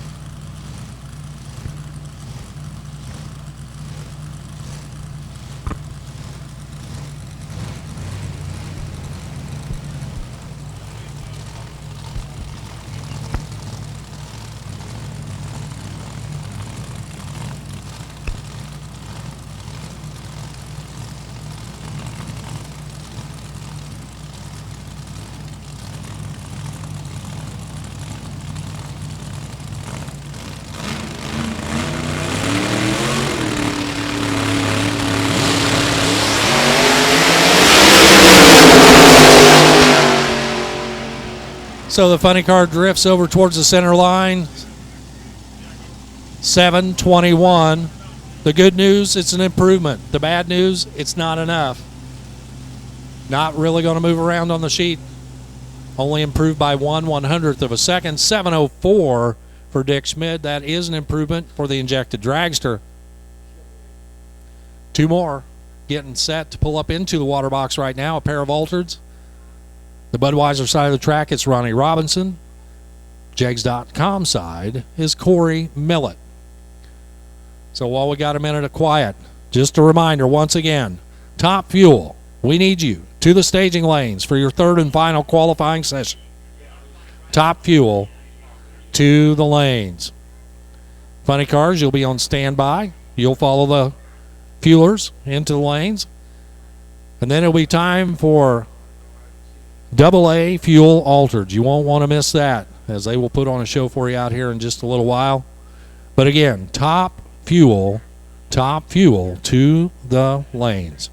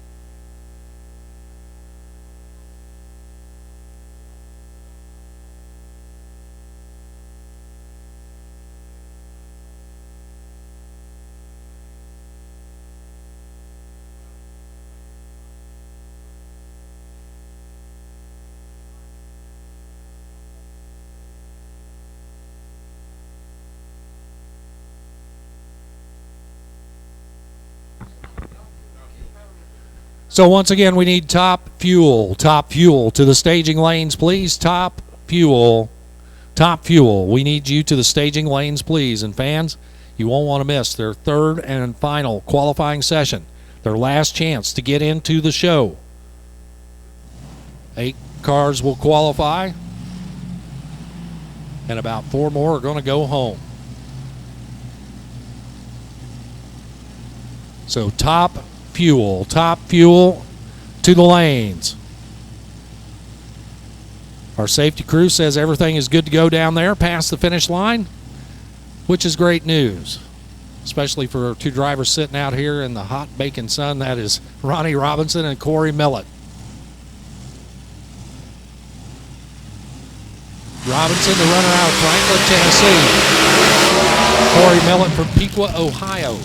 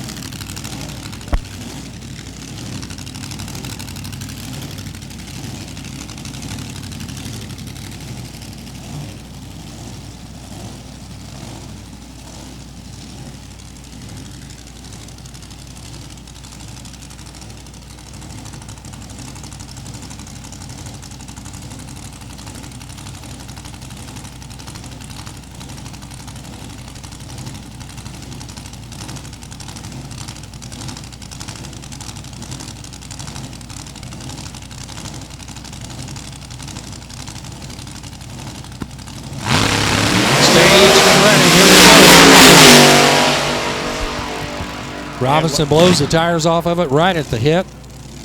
Corey Millett with a 7:03 at 197. That's a good number to get on the sheet. 7:03 at 197. Ronnie Robinson launched, pulled over towards the wall. Not sure if he had a problem and he elected to shut it off or just, frustrated. Frustration happens in this sport from time to time. Well, why would that happen, Warren? All right. We'll just stop there, okay? I'll stop talking. We'll stop there. All right, 7-0's on the line right now. We're going to get that cart clear. Top fuel, you need to be in the lanes. Top fuel, you need to be in the lanes. This is top fuel call to the lanes. Top fuel call to the lanes.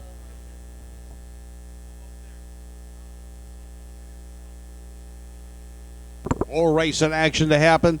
Then at the museum tonight, don't forget, we're going to have the Honoree presentations at the Corvette Museum.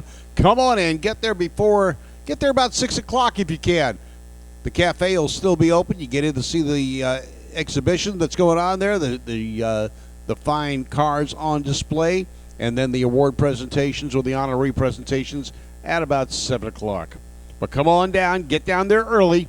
We're going to try and leave here today at about 5 p.m. and then head on over to the museum for the honoree presentations.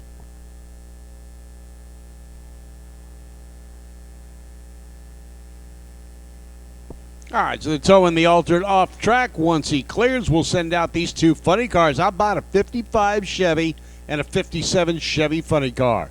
57 kind of reminds me of Tom McEwen's Dan Chuck sponsored funny car from days gone by. 55 Chevy, I can't say that I've ever seen a 55 Chevy funny car before. This one's kind of cool. So two shoebox Chevys ending up as funny cars, the 7.0 Pro category. The goal is don't run quicker than 7.00. Run what you brung, but just don't go too quick.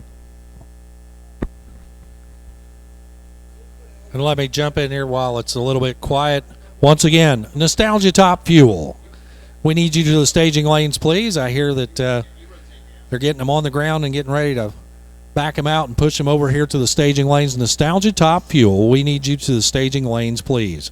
Also, a reminder to competitors in Gas Eliminator and Comp Eliminator.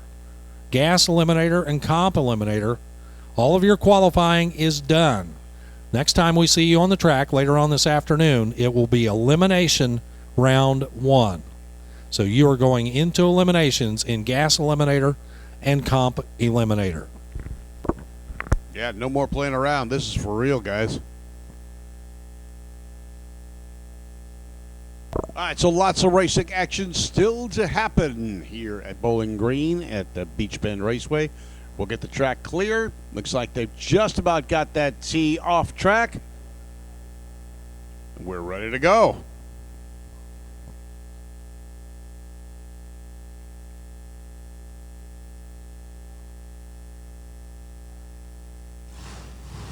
Lots of great racing action happening throughout the day. Glad you could be here for it.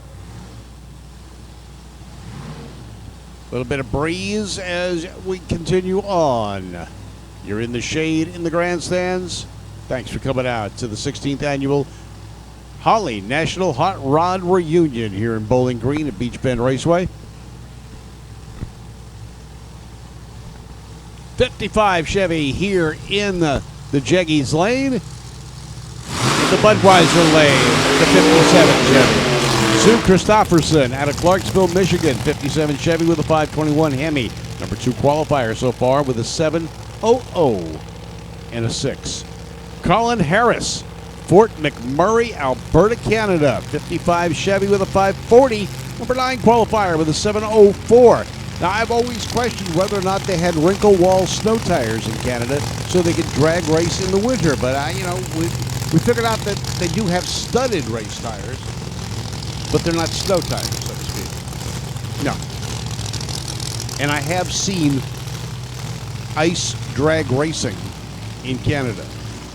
Someone posted it on Facebook, and yes, they have studded tires.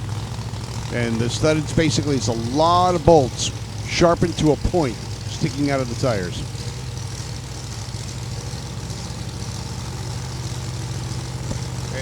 But you got to plow the track to get it, and then hope you don't break through the ice. Worst case, you go fishing in between rounds. All right, 55 and a 57 Chevy, both running 7.0s. Looking to improve. I don't know how much you can improve. 101.78 for Colin at the stripe. 706 and a 708. So their previous runs hold true. And in that case, Christopherson's was a 7 flat, and Colin Harris was a 704. Dragster here in the right lane. Fiat Topolino. Now, if you're missing your picnic table, I think we found it. It's in the back of the Fiat.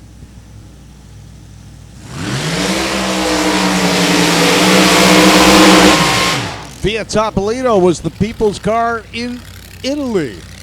When Germany came out with the Volkswagen, Fiat came out with the Topolino. Difference was Topo was only a two-seater. It had a front-motored, water-cooled, four-cylinder, tiny little thing. Actually kind of made a Briggs & Stratton lawnmower engine look big. This guy backs this Fiat up really straight. I can't even back that straight up using mirrors. He hasn't got a mirror. He's just backing it up on memory, I guess. I don't know. Watches the wall, huh? Watches the K-rail. Tony Lombardi here in the right lane out of Niles, Ohio. Jeff Sanborn out of Shelbyville, Tennessee. The Topolino. Morton chassis dragster. Fiat Topolino replica body. Saying go for it. 7-0, the magic number. Jeff has run too quick with a 697. Lombardo ran a 711. So he's good. Sanborn's got to slow it down. He missed it by 24,000th of a second. Red light start for Lombardo. Won't even get a time. He left that soon. And a 696. He goes quicker. Not the goal, Jeff. Jeff Sanborn runs a 696 at 194. Tony Lombardi left before the tree could get activated. Will not get a time.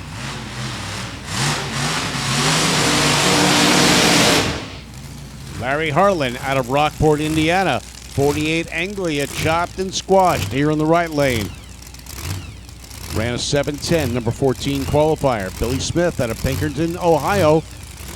Number 6 qualifier with a 702. So from 6 to 14, there is 0.08 of a second difference.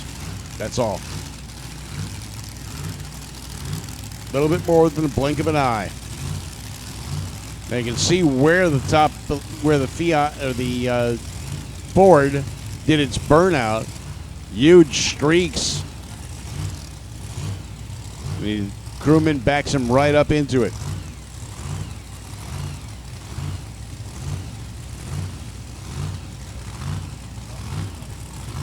Funny car, fuel funny car, back to the lanes. Fuel funny car for your next round of qualifying. Back to the lanes, please. Double A, you are on standby. Standby, double A. Funny cars to the lanes. Anglia going every which way but straight. We're watching him wiggle his way down the track. Goes 7:15, not as good as his last run. 7:04, Billy Smith. Well, he had a 7:02 last time, so the 04, good backup run. Funny car. We need funny cars to the staging lanes, please. Nitro funny cars to the lanes. Robbie Friels out of Island, Kentucky. Number 12 qualifier here in the Jegs lane. Pat Friels out of Island, Kentucky. We got Friels against Friels in the GTO. Your number 17 qualifier up against your number 12. Pat Friels, his best run has been a 716. Robbie Friels, 706. 496 cubic inches worth of Chevy in the open wheel car. 525 cubic inches worth of, it says GM engine. Well, we know what that is. So the Pontiac going to take on the open wheel car. Pontiac moves up.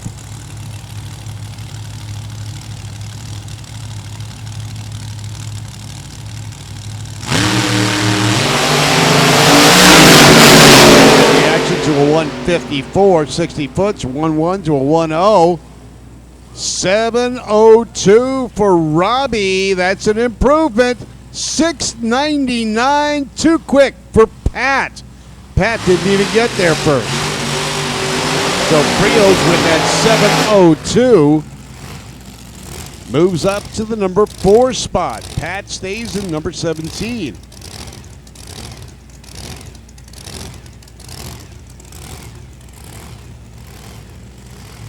Gordon Horn out of Rockport, Indiana with the Corvette. Going to take on Preston Davis, number 12 qualifier out of Bartlett, Tennessee. Dragster over in the Budweiser lane. Jegsy Lane's got the split window Corvette. Got an Olds 532 engine in the Corvette. Number 5 qualifier with a 702. Preston Davis, number 12 qualifier with a 705. 0.03 of a second. And he loses 7 positions.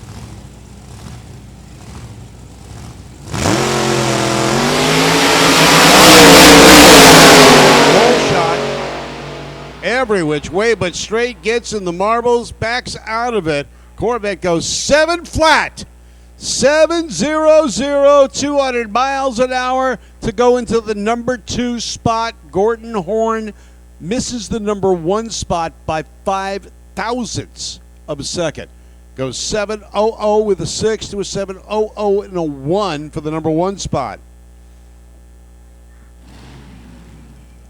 Mark Vaught coming up next out of Crawfordsville, Indiana, number 13 qualifier.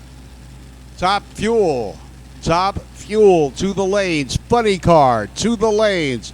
Double A altered, stand by. We need Top Fuel dragsters and funny cars to the lanes, please. Top Fuel dragster and funny car to the lanes, please.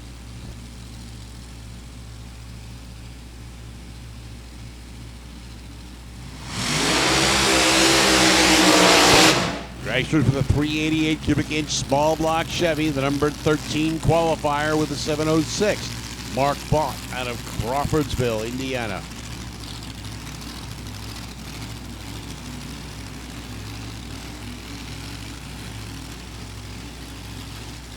Final car in the 7.0 category.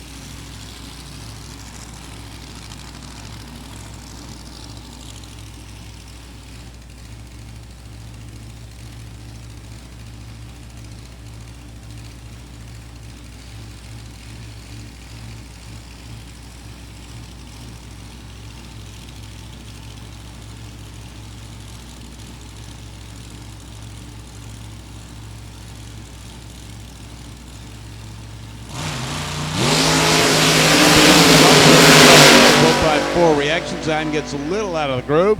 Gets back in, looking for a 7.0. Goes too quick with the 693. So his number 13 position, 706, will hold. A little bit of track prep as we get ready to move into Top Fuel. Third round and final round of qualifications for Top Fuel. Funny Car, stand by. You will follow Top Fuel. Funny Car, you will follow Top Fuel. Double A altered. Hang in there. You'll be coming up after Fuel Funny Car. Don't forget this evening, right after we secure the track, head on over to the Corvette Museum. We're going to have the Honoree presentations this evening at the museum. They've got air conditioning. It's free. Come on down. The cruise night is going to be there as well. So see some great rods, customs, muscle cars, and more.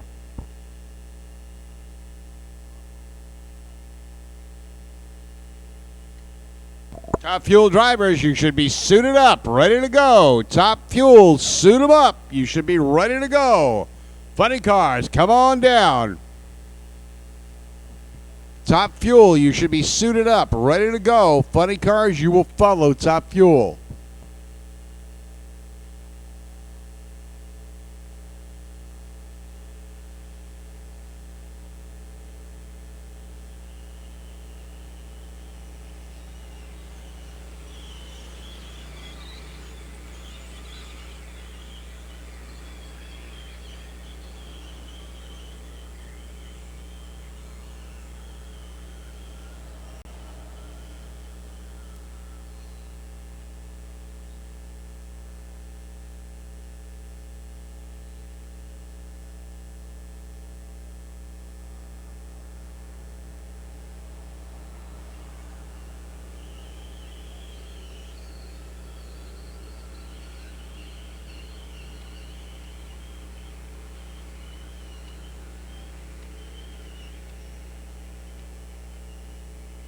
Top Fuel drivers, you should be suited up, ready to go. Top Fuel drivers, you should be suited up, ready to go.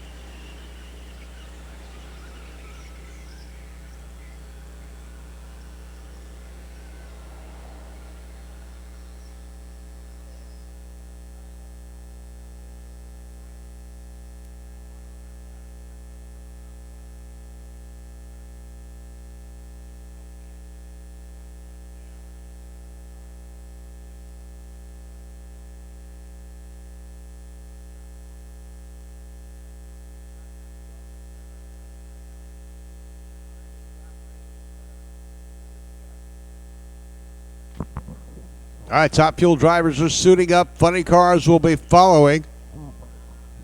This is the final round of Top Fuel qualifying. We'll have the Top Fuel dragsters, Nostalgia Funny cars. And don't forget, Gas Eliminator and Competition Eliminator. When we call you up, you will be in your first round of eliminations.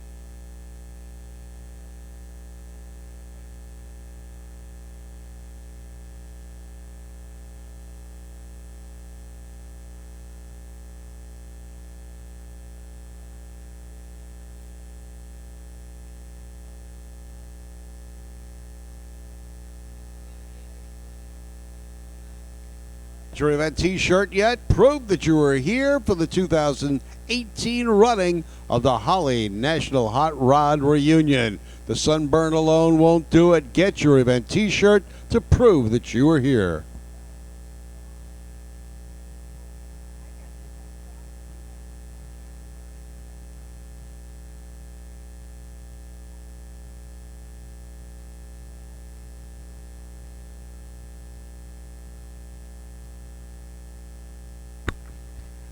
So race fans, if you're not in the grandstands or along the fence, you'll want to head that way. This is their last ditch qualifying shot to get into the field. The only way you can claim the Hot Rod Reunion Championship is to be in the field. 8 cars are in right now and 3 or 4 are not. And they're wanting to get in, they're all going to be fighting it out here to make the 8-car field. So if you're not where you can check out the action, you'll want to head that way. Also a reminder too, our Gas Eliminator and our Comp Eliminator racers, your next time on the track will be elimination round 1 later today. No more qualifying for you. It's elimination time for Gas Eliminator and Comp Eliminator.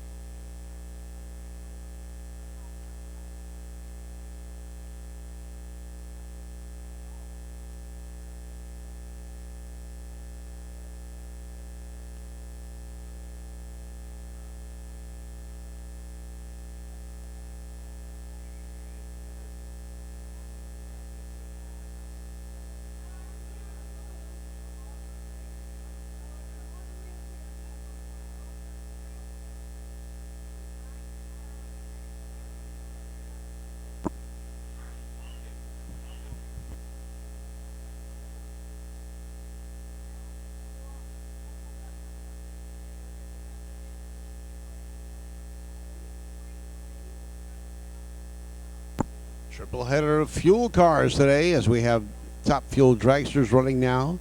Funny cars will follow them, and then fuel altereds after them.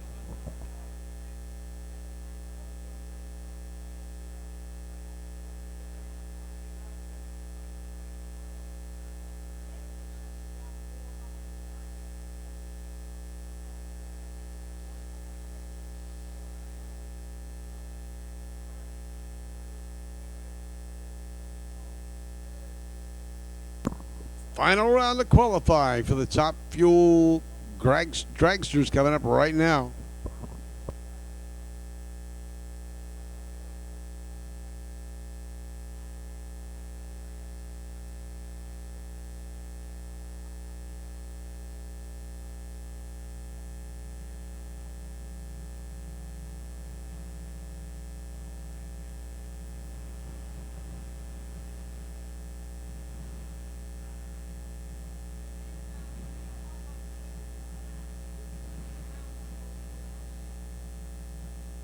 If you got the munchies, Back Porch Grillin's got the answer.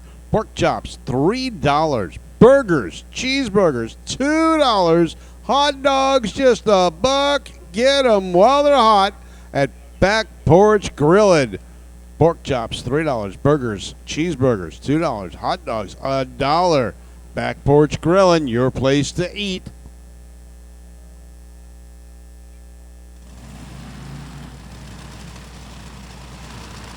All right, top fuel, fire it up, getting ready to go. Dusty Green out of Pleasant Hill, California, the first one out.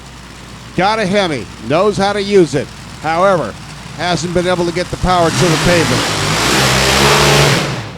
Currently, number 11 qualifier, which is a non-qualifier. Got to make the top 8. The bump, 641.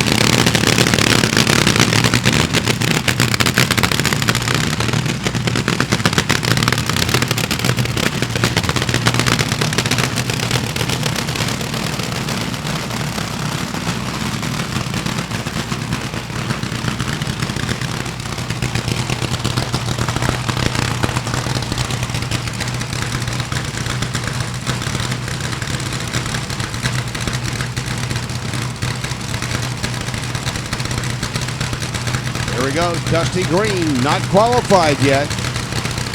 Got to knock off almost 0.6 of a second.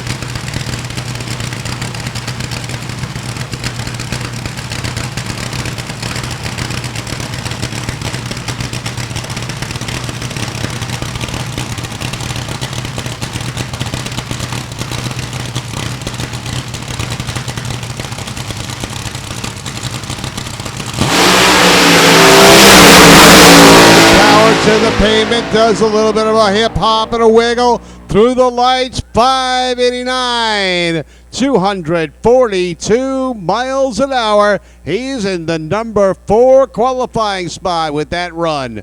589, 242 miles an hour, the second fastest run so far.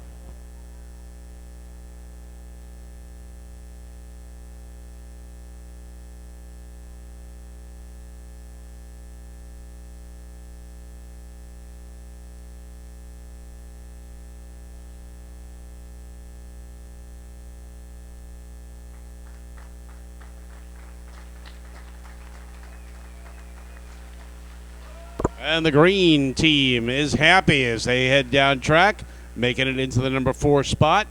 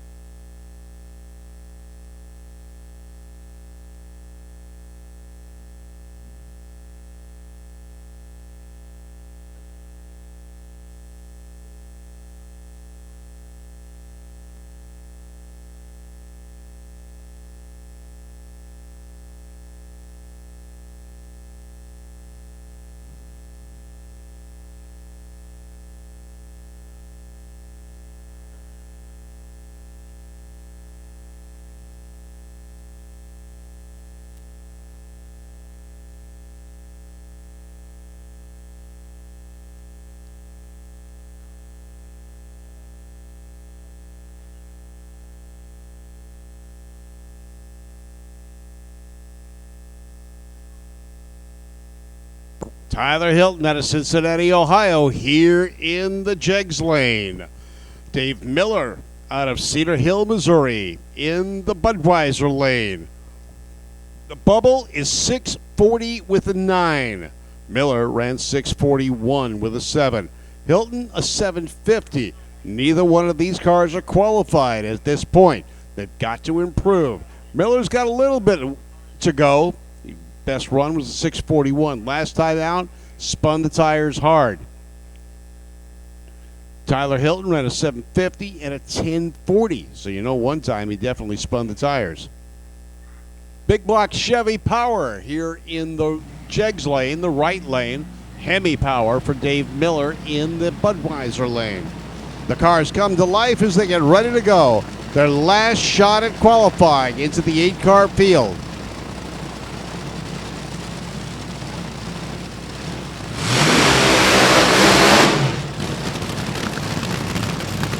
Miller definitely getting his tires good and hot. Let's see what Tyler does. A little bit shorter burnout. Hopefully it's going to be good enough. Miller right now is sitting in the number 9 spot. Tyler Hilton, number 11. It's an 8-car field, so neither one of these cars are qualified.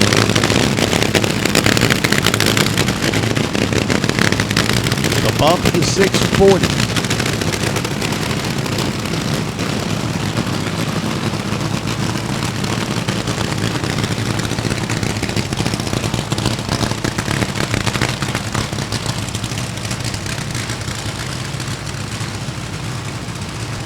Says that's all she wrote. Let's go.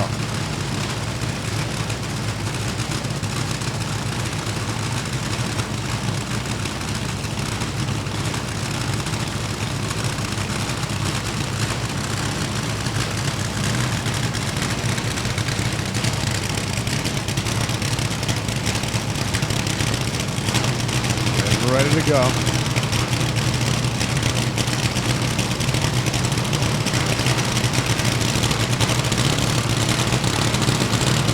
Miller in the Budweiser lane, the left lane. Hilton in the right lane.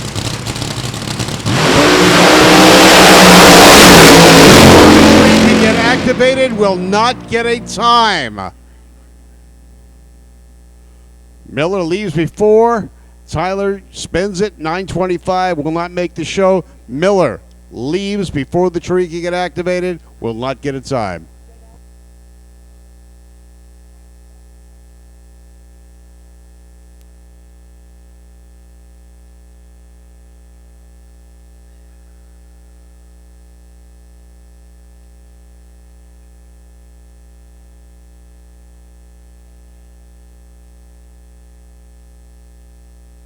All right, more fuel qualifying action coming your way, but unfortunately for Dave Miller and Tyler Hilton, their racing weekend is over.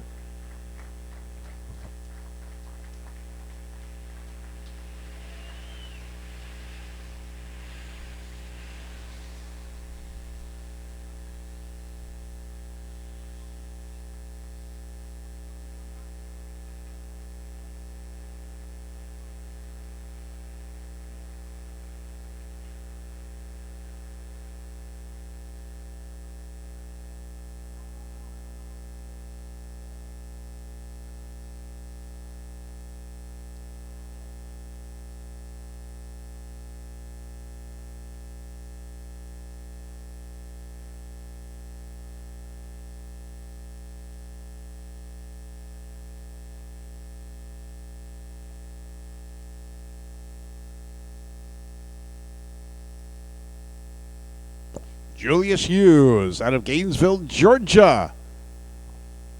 Going to take on Jason Greenwood. Jason's the number 7 qualifier, running 6:22. Julius Hughes on the bubble with a 6:40 with a 9. This is Top Fuel final qualifying action. The next time you see Top Fuel dragsters, it will be the first round of eliminations.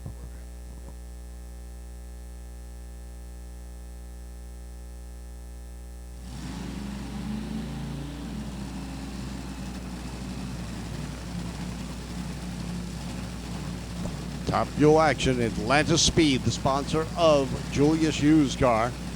He is the man on the bubble. Got to improve. Got to go quicker than 640 with a 9. Jason Greenwood, number 7 qualifier.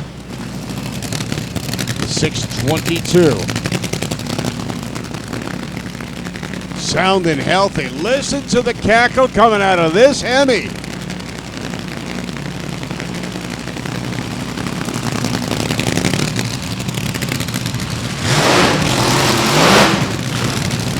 Not much of a burnout for Jason Greenwood.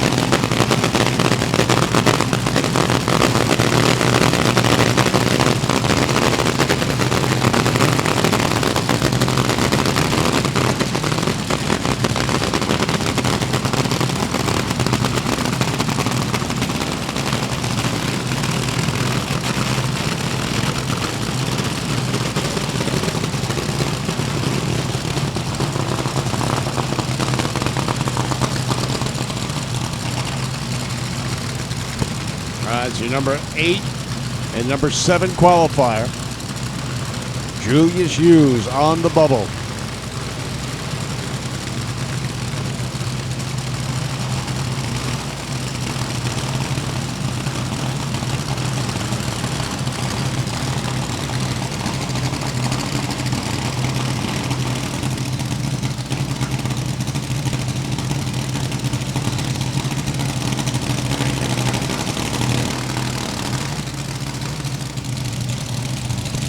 Full stage for Greenwood. Gone. Keeping it down the center of the track. Up in smoke. 6:10 for Jason Greenwood. 6:36 for Julius Hughes. Hughes stays in the number 8 spot. Greenwood stays in the number 7 spot, but they're going to be tougher to pass. 6:10, 2:43. The number 2 speed for Jason Greenwood, a 42 with an 02. The 5th fastest car is Julius Hughes. 42 with a 19 is Dusty Green, and a 2:54, Jason Young. So the racing action never stopping. We've got more Top Fuel cars to come your way. Now, although the cars that I see there are already qualified,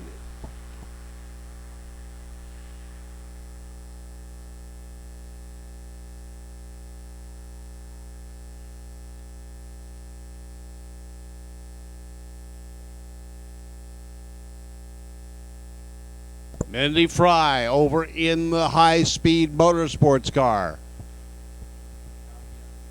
On the road right now, getting ready to go, Adam Sorokin. Sorokin, number 3 qualifier with the Champion Speed Shop car. Full canopy over Adam in that car. No air conditioning and no stereo, though. Yeah, he's got surround sound. The headers give him surround sound. So we got a little bit of stuff down there on the track we're checking out right now. In the tower with us right now, Bob, well, better known as Floyd Lippincott Jr. Now, Floyd, you used to drive one of the Nostalgia front engine Top Fuel cars. Top Fuel. It was a great experience for me. I've actually gone quicker and faster in one of those in all my whole career. But you were the record holder, weren't you, in Top Gas? Yeah, we did a lot of stuff in Top Gas, and when they closed it out in 1971, I had the fortune to be the quickest and fastest Top Gas dragster driver, still in history. And for those of you who don't remember which car that was, the famous freight train, twin-engine car. Yeah, John Peters, twin-engine car. Basically, anybody who drove that car became an instant winner because of John. And it was a great car, and a lot of history. I remember reading about that when I was a kid, lucky enough to meet you just a few years ago. I did.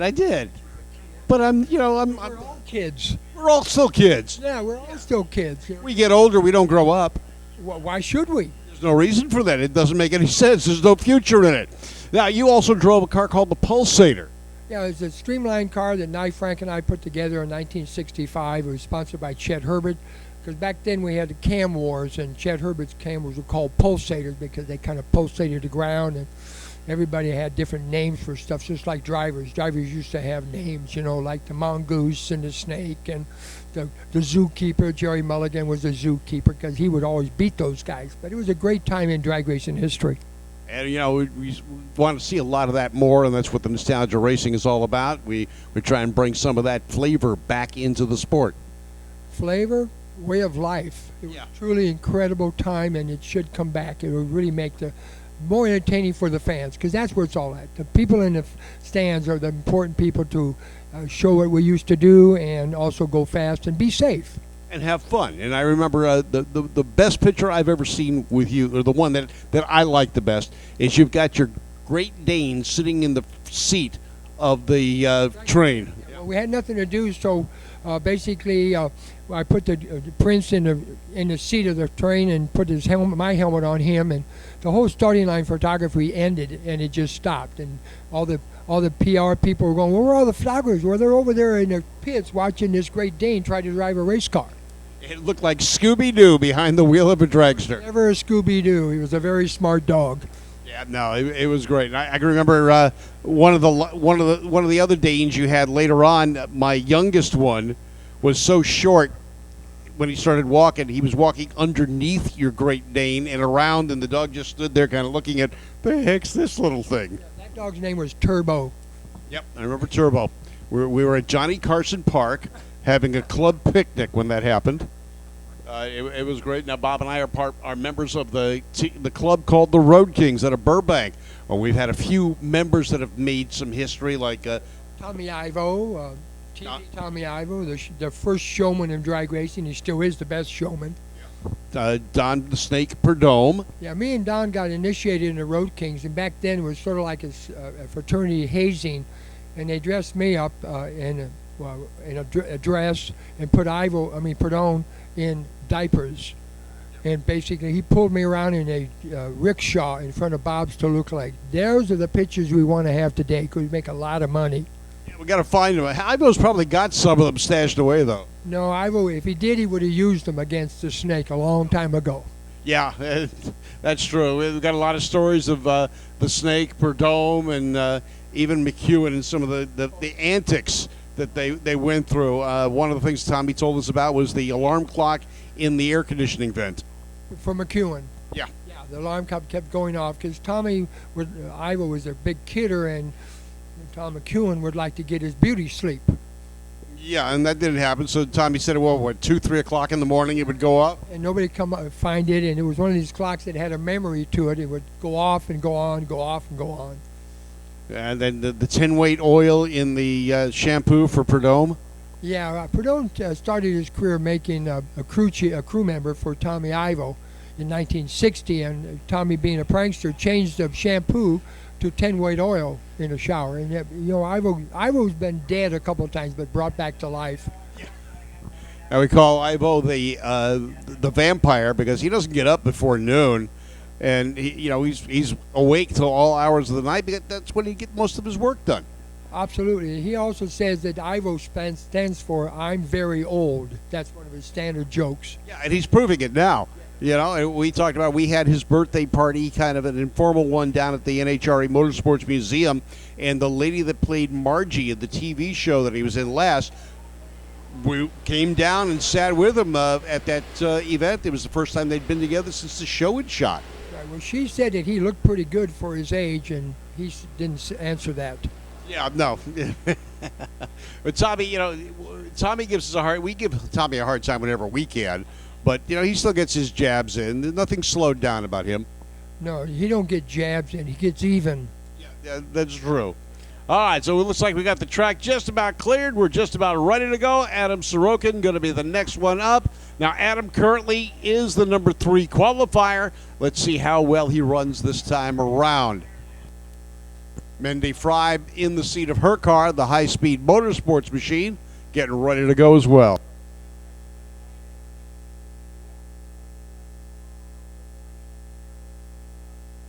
Six-0, straight axle to the car. 6-0 and straight axle to the lanes, please. 6-0 and straight axle cars to the lanes. Now the fuel racing's not over after you see these cars. We've got funny cars following the dragsters and altereds following the funny cars. So the nitro will be flowing for quite some time here at Beach Bend, the 16th annual Holley National Hot Rod Reunion, brought to you by AAA. Thanks for coming out. We are glad you could be here with us to share all this history and excitement. Currently, Adam Sorokin sits in the number 3 spot with a 583. Young and Mindy Fry are about to come up. They are number 1 and 2. Mindy's number 1 with a 568. James Young, number 3 with a 579.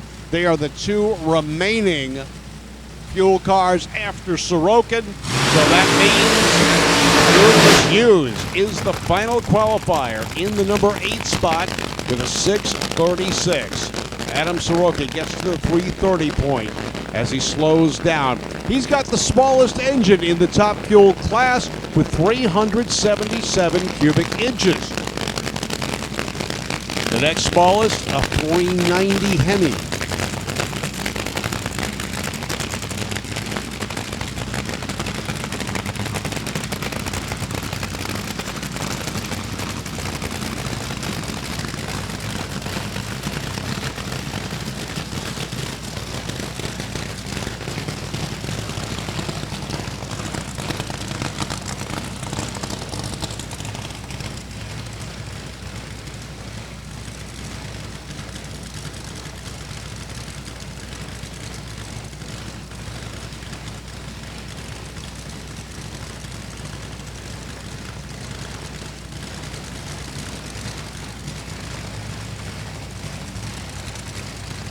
All right, wiping the tires off on Sorokin's car, the most beautiful, in my opinion, top fuel car in the category with the full canopy and the full body. Adam Sorokin, 535 is what he ran last time out. He is the number 3 qualifier at 207 miles an hour, clicking it off early. Let's see what he does on this run. Out of the groove, keeps it straight, clicks it off early again, and goes 582, 216 miles an hour. So still clicking it off early, he goes quicker. Makes the turn off. Adam Sorokin still got a lot more to show us, and we'll see that during eliminations. James Young coming up next. He's the number 2 qualifier. Ran a 579 at 254 miles an hour. He has got the high mile per hour mark of the meet so far. James Young coming up, also going to take the left lane. He's got the Hemi. Sorokin with the small block Chevy powered car. Following James Young is going to be Mindy Fry. Then we will go into funny car, final qualifying rounds for all the fuel racers today.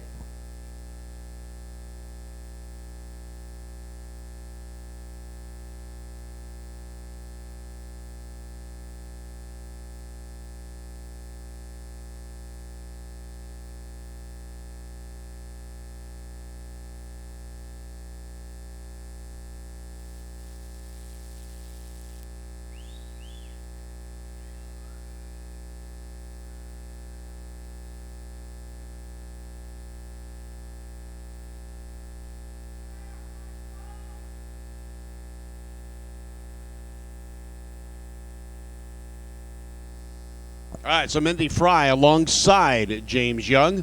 Going to be a side-by-side between your number 1 and number 2 qualifiers. Currently, Mindy Fry's got the ET side of it, but James Young, the mile per hour. 254 miles an hour. Mindy at 235. She's a tenth of a second quicker based on their runs that qualified with. Mandy Fry been a racer since her teens. I've said in the past her high school car, if I may remember correctly, was a 1955 Chevy with a blown big block.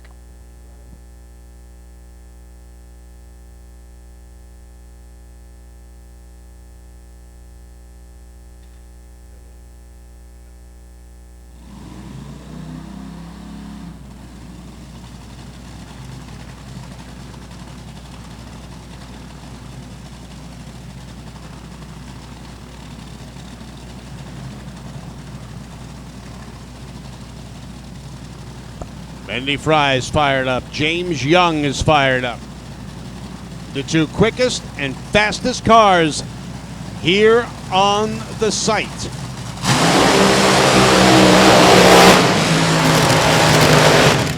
Mandy definitely gets more RPM on the burnout than James Young does.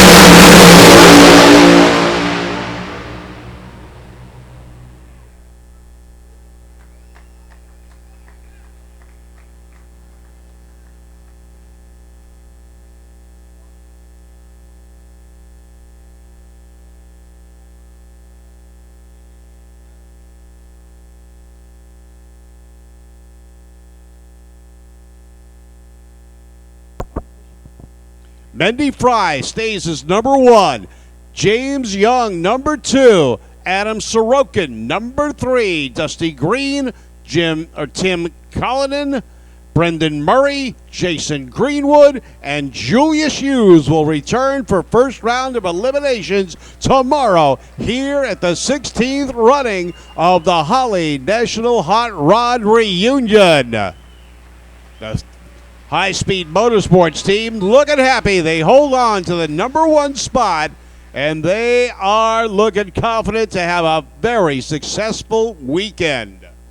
Next up, it's Funny Car. We're getting ready for some great runs here. Track has been holding. There are fuel alters ready and waiting and willing to run right after the funny cars. The first time I went to a regular professional drag race was at Pomona in 1970, and my goal was to see Wild Willie Bosch with one hand outside the car as he did his burnout, and he definitely did not disappoint. Yeah, he was holding the body on, yeah. Now, the first races I went to was San Fernando Raceway. I lived in the San Fernando Valley of Southern California in North Hollywood. And San Fernando Raceway ran from noon till, 5 o'clock every Sunday? 3 o'clock. 3-hour show, and the track is still there. It's the storage yard for the city of San Fernando. And a swap meet on the weekends, but it's no longer a racetrack. The houses were right next to it. And they had to wait for the church to get out on Sunday, just across the wash, or the L.A. River portion. Or just it was just the wash there. Got Bob Moravas here. He used to race there. As a matter of fact, that's where I found out about San Fernando Raceway. Hot Rod magazines and so forth, reading about Bob and Tommy Ivo and Tom McCurry and Superdome, all the guys that made up the Road Kings Car Club out of Burbank. They were synonymous with speed.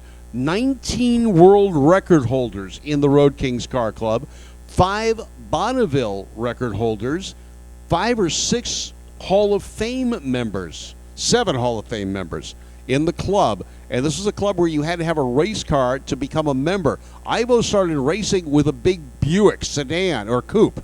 In 1955, they said, yeah, Century, he couldn't join the club because he needed a race car. That's when he built the T. He had the, copied Dabrowski, but did it one step better. A little bit longer wheelbase, a little bit lower body. And he ran Buicks. That was what he was famous for. All right, the first funny car, Dan Horan, another Southern California car from a family of racers. His dad, Curly, was a top fuel racer, and Dan Jr. here ran his dad's car at the California Hot Rod Reunion, matching his dad's ET of 517. He was one of the first, or 617, was one of the first top fuel cars to get to the low sixes. And it was his dad's old car before everyone started building new chassis. It was still the car that Curly had run back in the 60s and early 70s. Dan figured he could make it quicker. He extended the wheelbase and slowed it down. So Dan Horan out of Silmar, California, the number 5 qualifier right now with the 735 at 134. I know he's not happy with that. Dan Horan is a past California Hot Rod Reunion winner with this car, I believe. Although he runs a different body depending on the race. He's got a Mustang body in this. And at one point in time, he had Ron Tobler as his crew chief.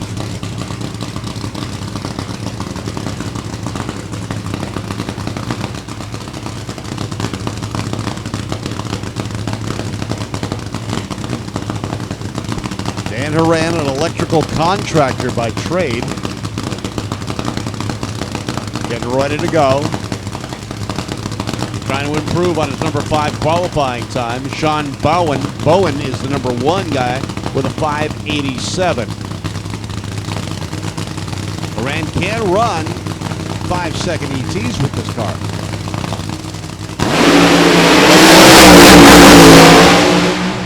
Wiggling around, keeping it close to the center. 592, 245 miles an hour. So he moves up to the number 2 spot, but he's got the high mile per hour so far of the meet for Funny Car at 245 miles an hour. He runs 592, 245 miles to put himself in the number 2 spot behind Sean Bowen.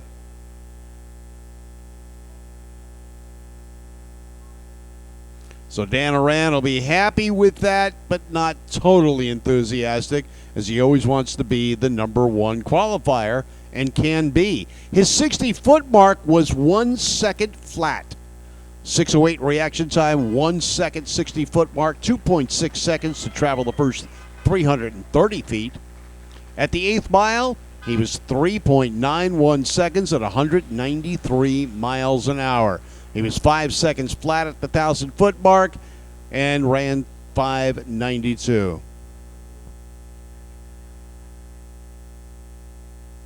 Sean Bowen, your number 1 qualifier right here on the line right now.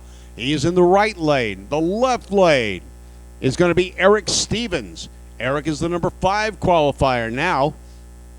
Sean Bowen ran 587 at 241 miles an hour. Eric Stevens got a big gap to fill. He ran 684 at 141 miles an hour.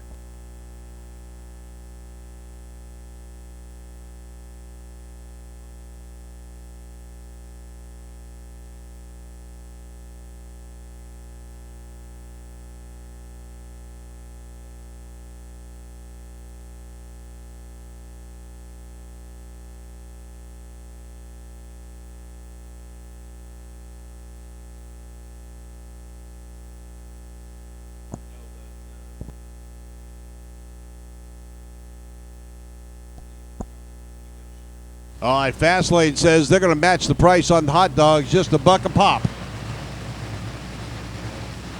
Back lane porch grilling says pork chops $3, burgers and cheeseburgers $2, hot dogs $1, and back lane says the same thing.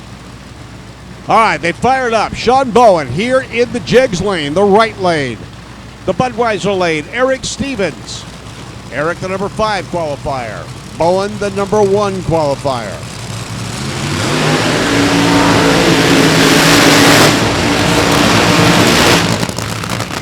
Bowen goes further down track than Stevens does.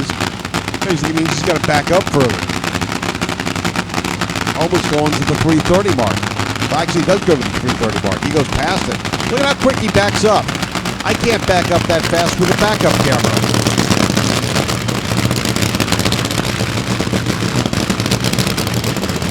Getting back into the rubber. He just laid down on that burnout. A sticky spot on the track.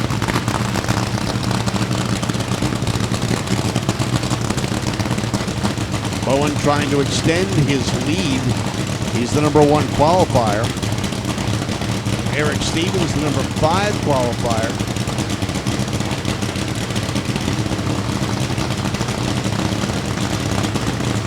Bowen out of Goodrich, Michigan. Stevens out of Somerset, Kentucky.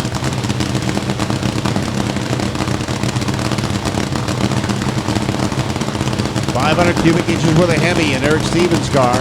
426 Alan Johnson Hemi in Sean Bowen's car. Oh, this is a race. Headed down track. Bowen's got the lead. 6:03 off the mark with a 233 mile an hour run. Stevens a 6:47, which does go quicker than he qualified with earlier, but still keeps him in the number 5 spot. So 6:47, 170 miles an hour is what he runs on this one, which was an improvement over his previous run. Keeps him in the number 5 spot for now.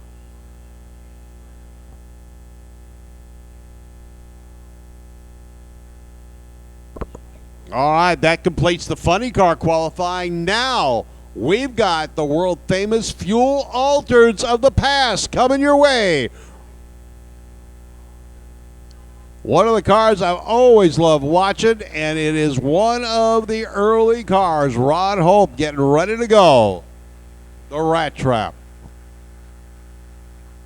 Ron was out at the cruise night we had at the Hot Rods baseball game the other night. Brought 3 cars out. It was kind of cool.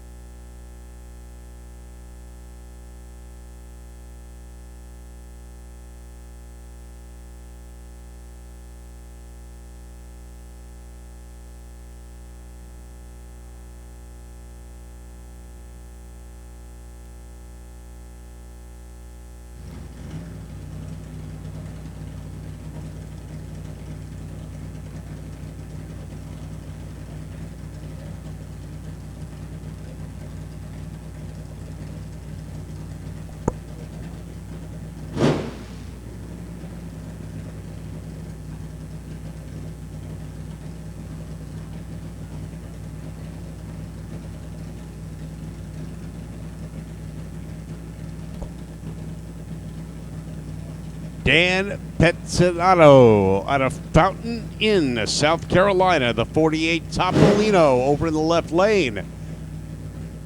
Ron Hope out of Franklin, Tennessee, the 32 Bantam. Scott Donovan, 417. Keith Black, 426 over in the left lane.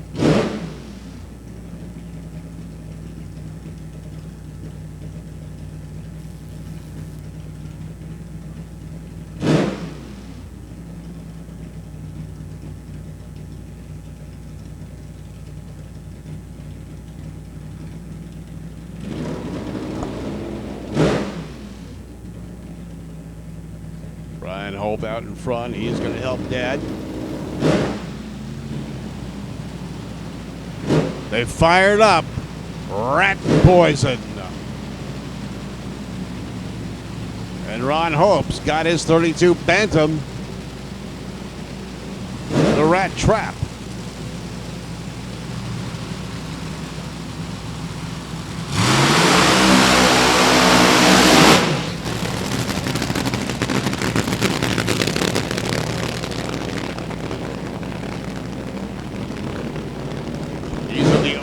School Altereds.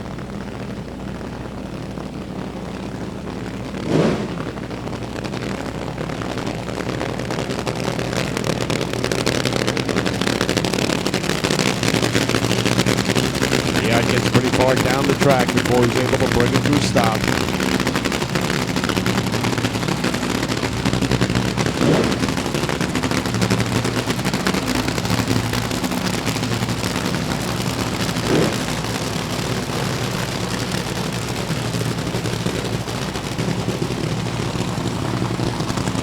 Don Pedinato going to run a single with his Fiat. Topolino was originally designed as an economy car from Fiat. Topolino meaning little mouse. American Hot Rodders saw the body being nice and tiny and small and light, and they became race cars here in the U.S. Drag racing initially started out as a United States sport. It has migrated over to Europe.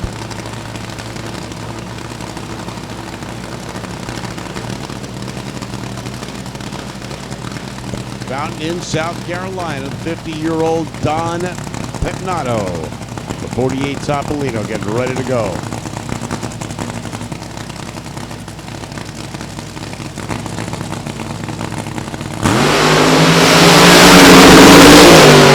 Starts to haze the tires at half track. Gets back in the throttle, goes 640, 181 miles an hour.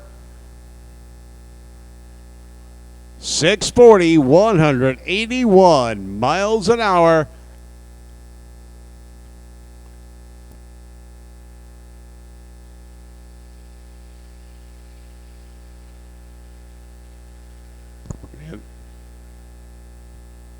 Checking the track just to make sure. If you see the motorcycle making a U-turn, yep, you do. Everything's all right.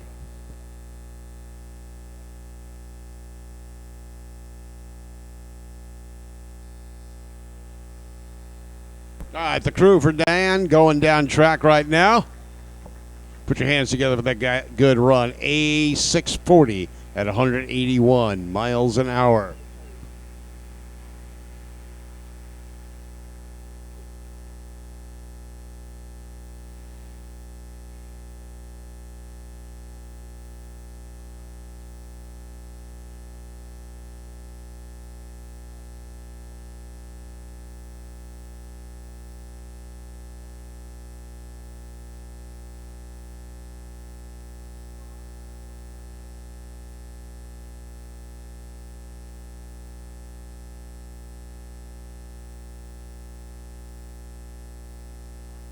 All right, more racing action happening as we have two more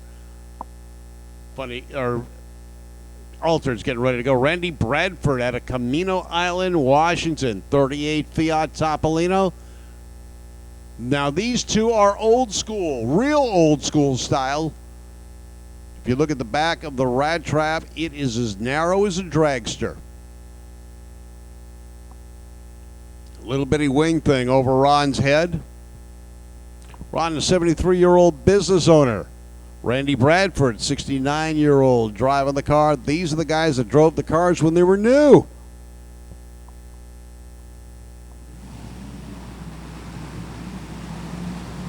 Nitro keeps them young.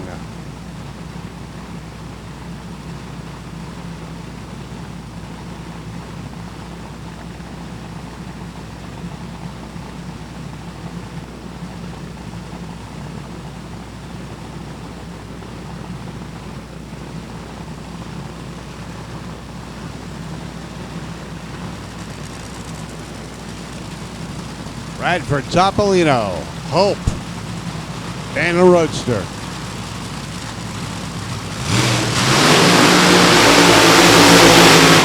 These guys make a show of it, doing burnouts side by side.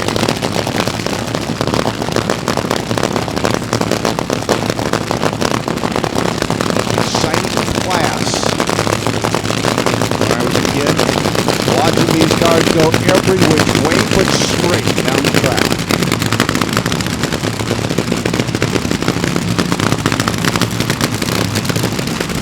Photos of wild Willie Boggs. still he had one hand on the wheel.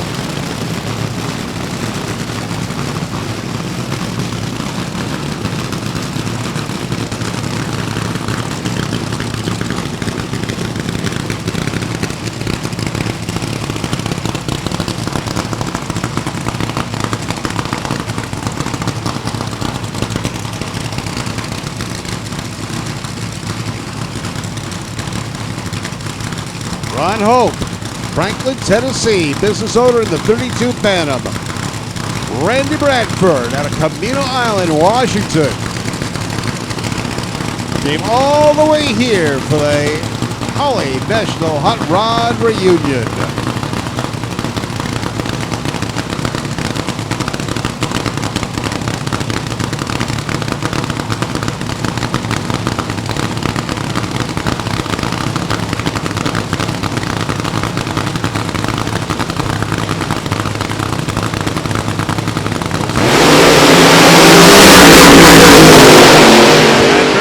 Zigzagging, whoa, baby, gets the cone.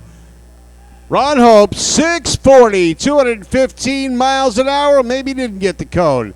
But Randy Bradford going wild with a 731, 144 run. Ron Hope, 640, 9 thousandths of a second faster than Dan Pettinato, 215 miles an hour. So he's got low ET and high mile per hour of the fuel altereds.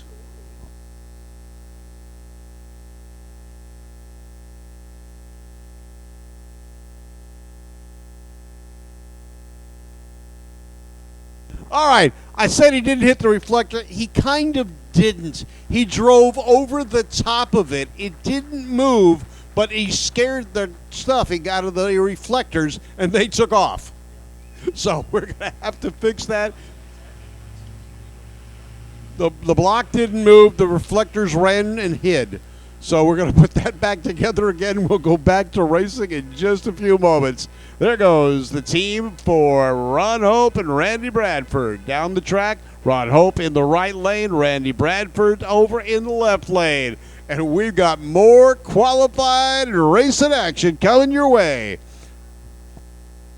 6-0 final qualifying round for the 6-0 Eliminator coming up now.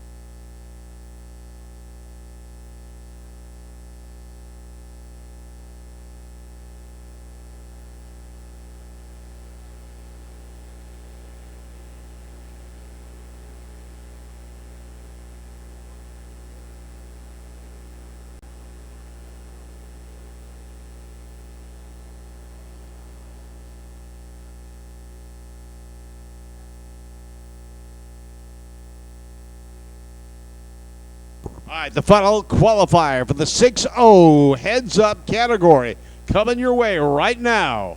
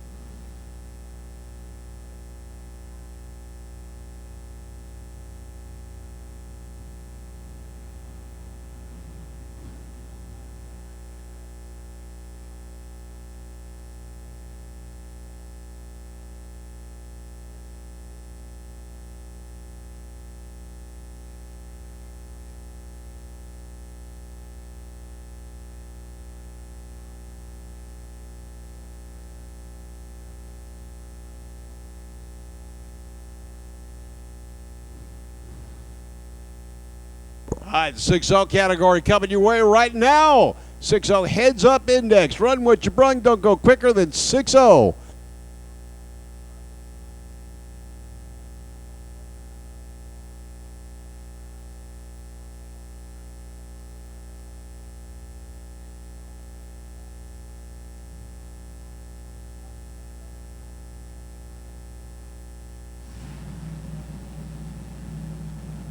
All right, they come to life. Dave Brown out of Alslip, Illinois, and Gary Wheeler out of Tulsa, Oklahoma. Wheeler in this Jegs lane. Dave Brown in the Budweiser lane. Getting ready to go. Looking for 6-0s. Interesting configuration on top of the Hemi on Dave Brown's car.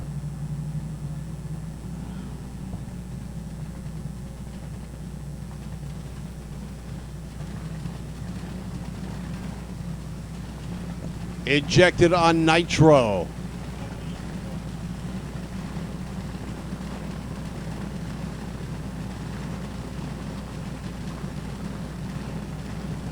A 2004 Yahara chassis with a 470 cubic inch engine. Number 2 qualifier is Gary Wheeler. Dave Brown not qualified yet.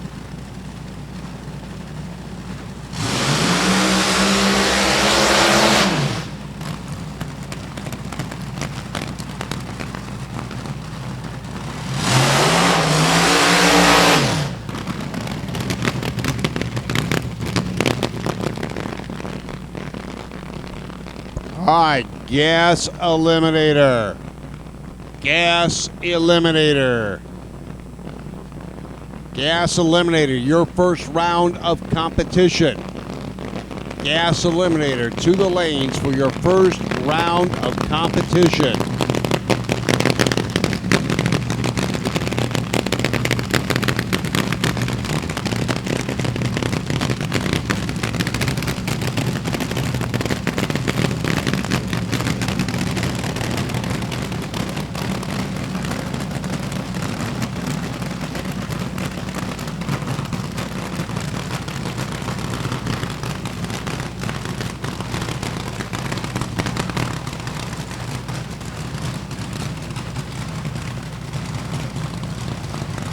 Gary Wheeler in the right lane. He's qualified number 2 with a 633. Dave Brown in the Budweiser lane, not qualified yet.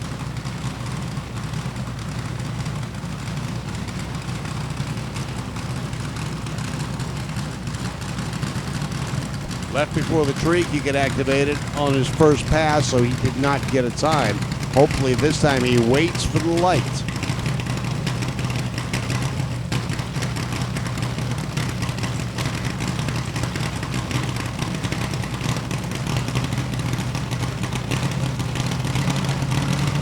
Stage lights lit.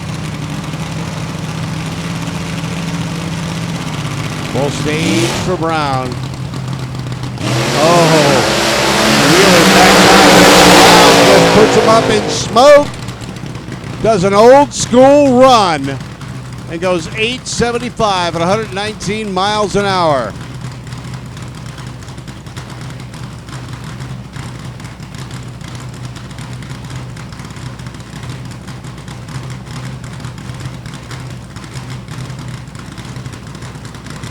So Dave Brown doesn't get a good run, but he does have fun.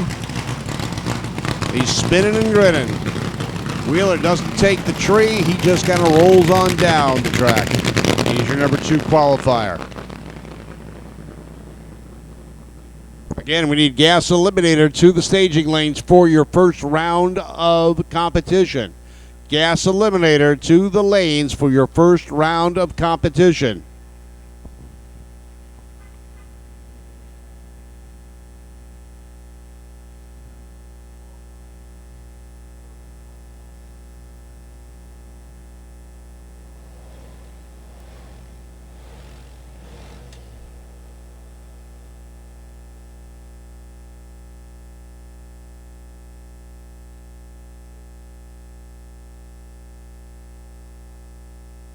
Crew's headed down track.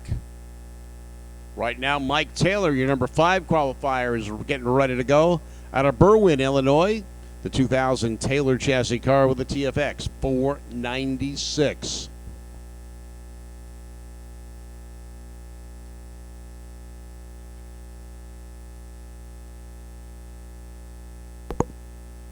Mike Taylor, number 5 qualifier. He ran. Well, he didn't run. He kind of ran. We got 32 seconds here, so which means he didn't even get the tree or didn't make a complete run. He didn't get to the finish line. So he's listed as the number 5 qualifier because he did show up and take the tree. So we'll see what kind of a run he can make this time out. He's out of Berwyn, Illinois, 2000 Taylor chassis car with a 496 TFX Hemi. So they're going to line him up. Another injected on nitro car.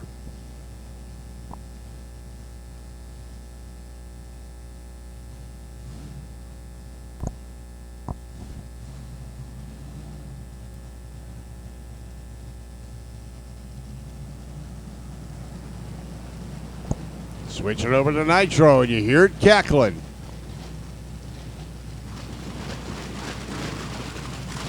Started on alcohol, switch over to nitro, and he's got a heavy load.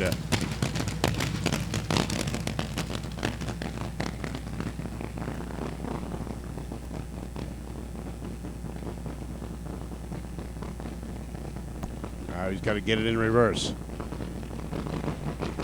There it goes.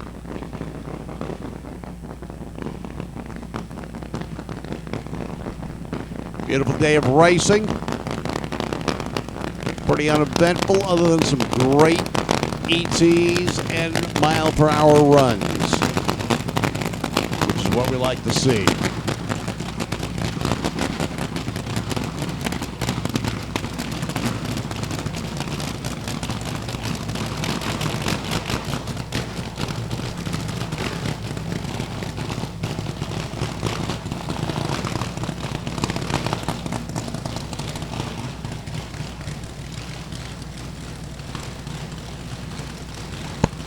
Mike Taylor getting ready to go.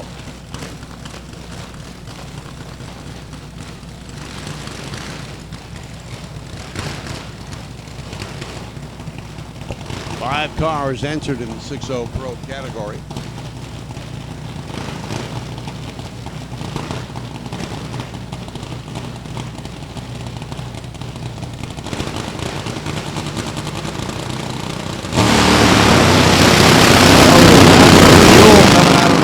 On that thing, not getting any RPM, shuts it off at half track.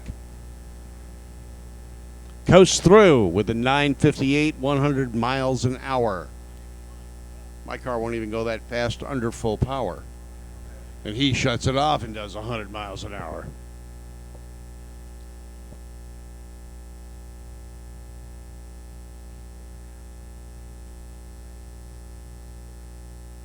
All right, the 6-0 cars, that is all that showed up for this round of qualifying. The other guys said, well, we're settled in. We're going to go for it.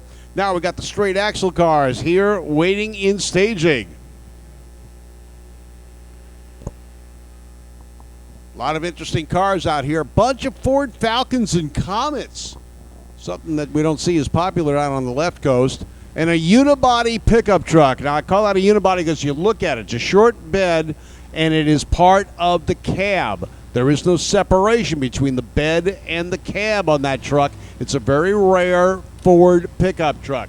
1961 model F100 unibody. Taking on the 1960 Ford Falcon. And I'm a Falcon fan. My first Ford Falcon was a 1960. I've had 5 since then. Nothing like this, though.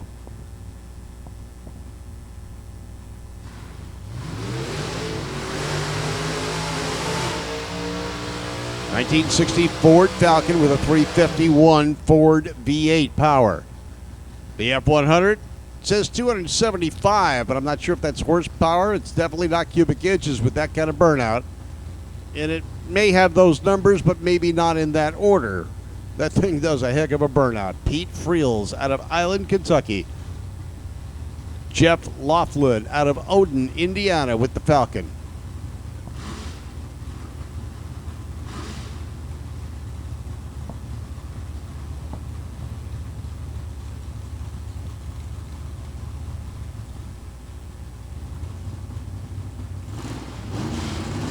Lights dropping. They hit the loud pedals and off they go. 270 to 337 reaction time. Laughlin out in front. Goes 744 to a 717. 94 miles an hour to each of them. Another Falcon. This one a little 2-door wagon. Very rare wagon. 1961 model. Going to take on the Austin sedan. 1947 with a 350 Chevy. The 61 Falcon station wagon's got a 351.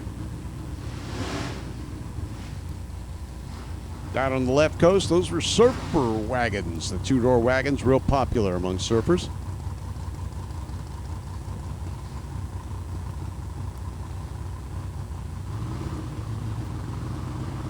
'61, they came with either a 144 or a 170 cubic inch 6-cylinder. Not quite the powerhouse. Austin pulls away. Look at this. Perfect reaction times for both of them. Drip, zip for both. Perfect reaction times. Wow. The first perfect reaction times of the weekend, and they happen side by next. I don't care what their ET was. Perfect reaction times. 3 zeros.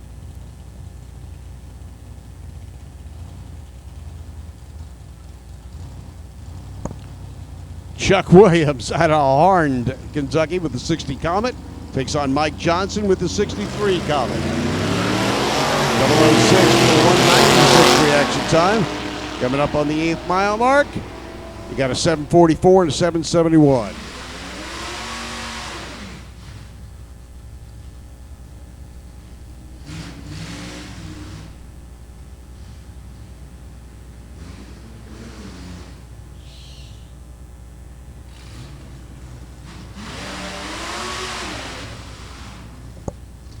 Dwight McGuire out of Louisville, Kentucky with the 47 Nash. Got a 1960s custom paint job on it. Taking on Tony McConnell's Shepherdsville, Kentucky 47 Anglia Taxi. Pops the front wheels up in the air just a wee bit. 190 to a 400 reaction time. Side by next coming up in the 8th mile. They go 899 and a 911. 72 to 76 miles an hour. High-riding Chevy sedan and the Pontiac. 57 Pontiac. Not the best looking or popular Pontiac of the days.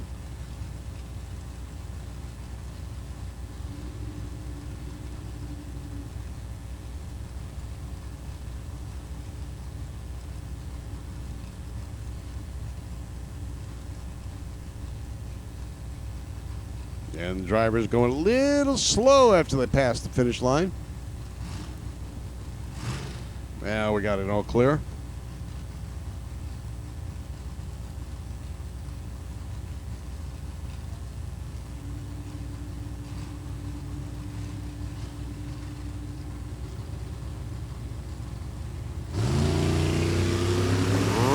lane, pulls away. The Pontiac in the left lane. He hits the loud pedal and it goes silent.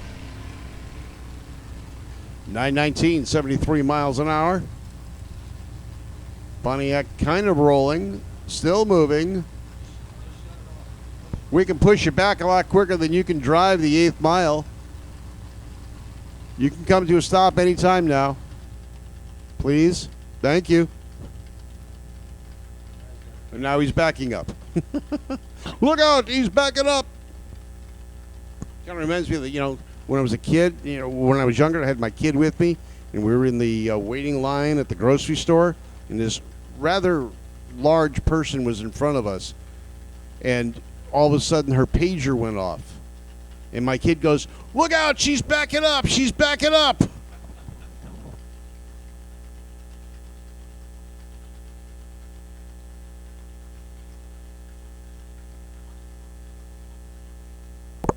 All right, he broke his throttle cable, nothing serious. Now, this Pontiac, even though as old as it is, has a very rare option. It's got the heated front fender option. This way, when they push it back, their hands don't get cold.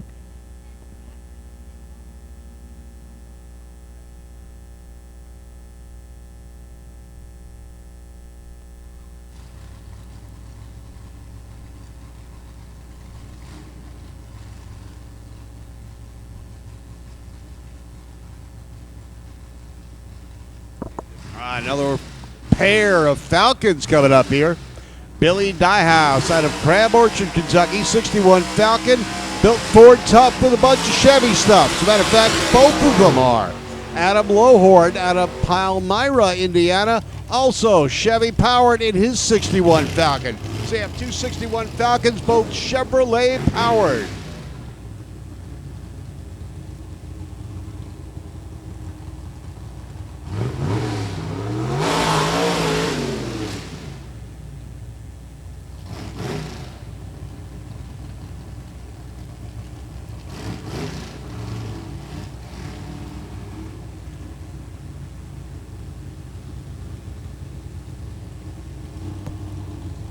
Adam Lohorn out of Palmyra, Indiana, here in the Jeggies lane.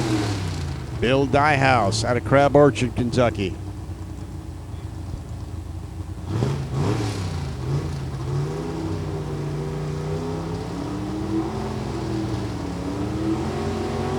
Early stages here in the right lane. Lights drop down and goes red. 076 and 67. All down track. How about a 663, 102 to a 757, 91. Mid-50s forward over in the Burger Lane, or Burger Lane. I keep thinking I'm back at Irwindale Raceway. In the Budweiser Lane is Willie Robinson out of Louisville. Joey Bridges out of Louisville.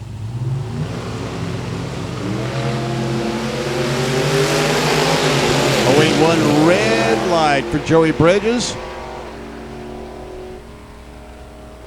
The Ford goes through the lights with a 709, the Falcon an 894. Renault Dauphine had one of these in college, but it was powered by the original 4-cylinder mounted in the back. Had a 3-speed automatic transmission that was electronically controlled, even back in 1960. Sounded like there was a little Frenchman on the trunk, because every time you went to shift, the throttle would come loose. You'd hear a click, click. It would go into the next gear, and the throttle would come back on again. Chuck Devon out of Clarkson, Kentucky, 58 Renault. Goes as a 292 Chevy. I assume that's a 6-cylinder, and goes 730 at 92 miles an hour. That's the end of the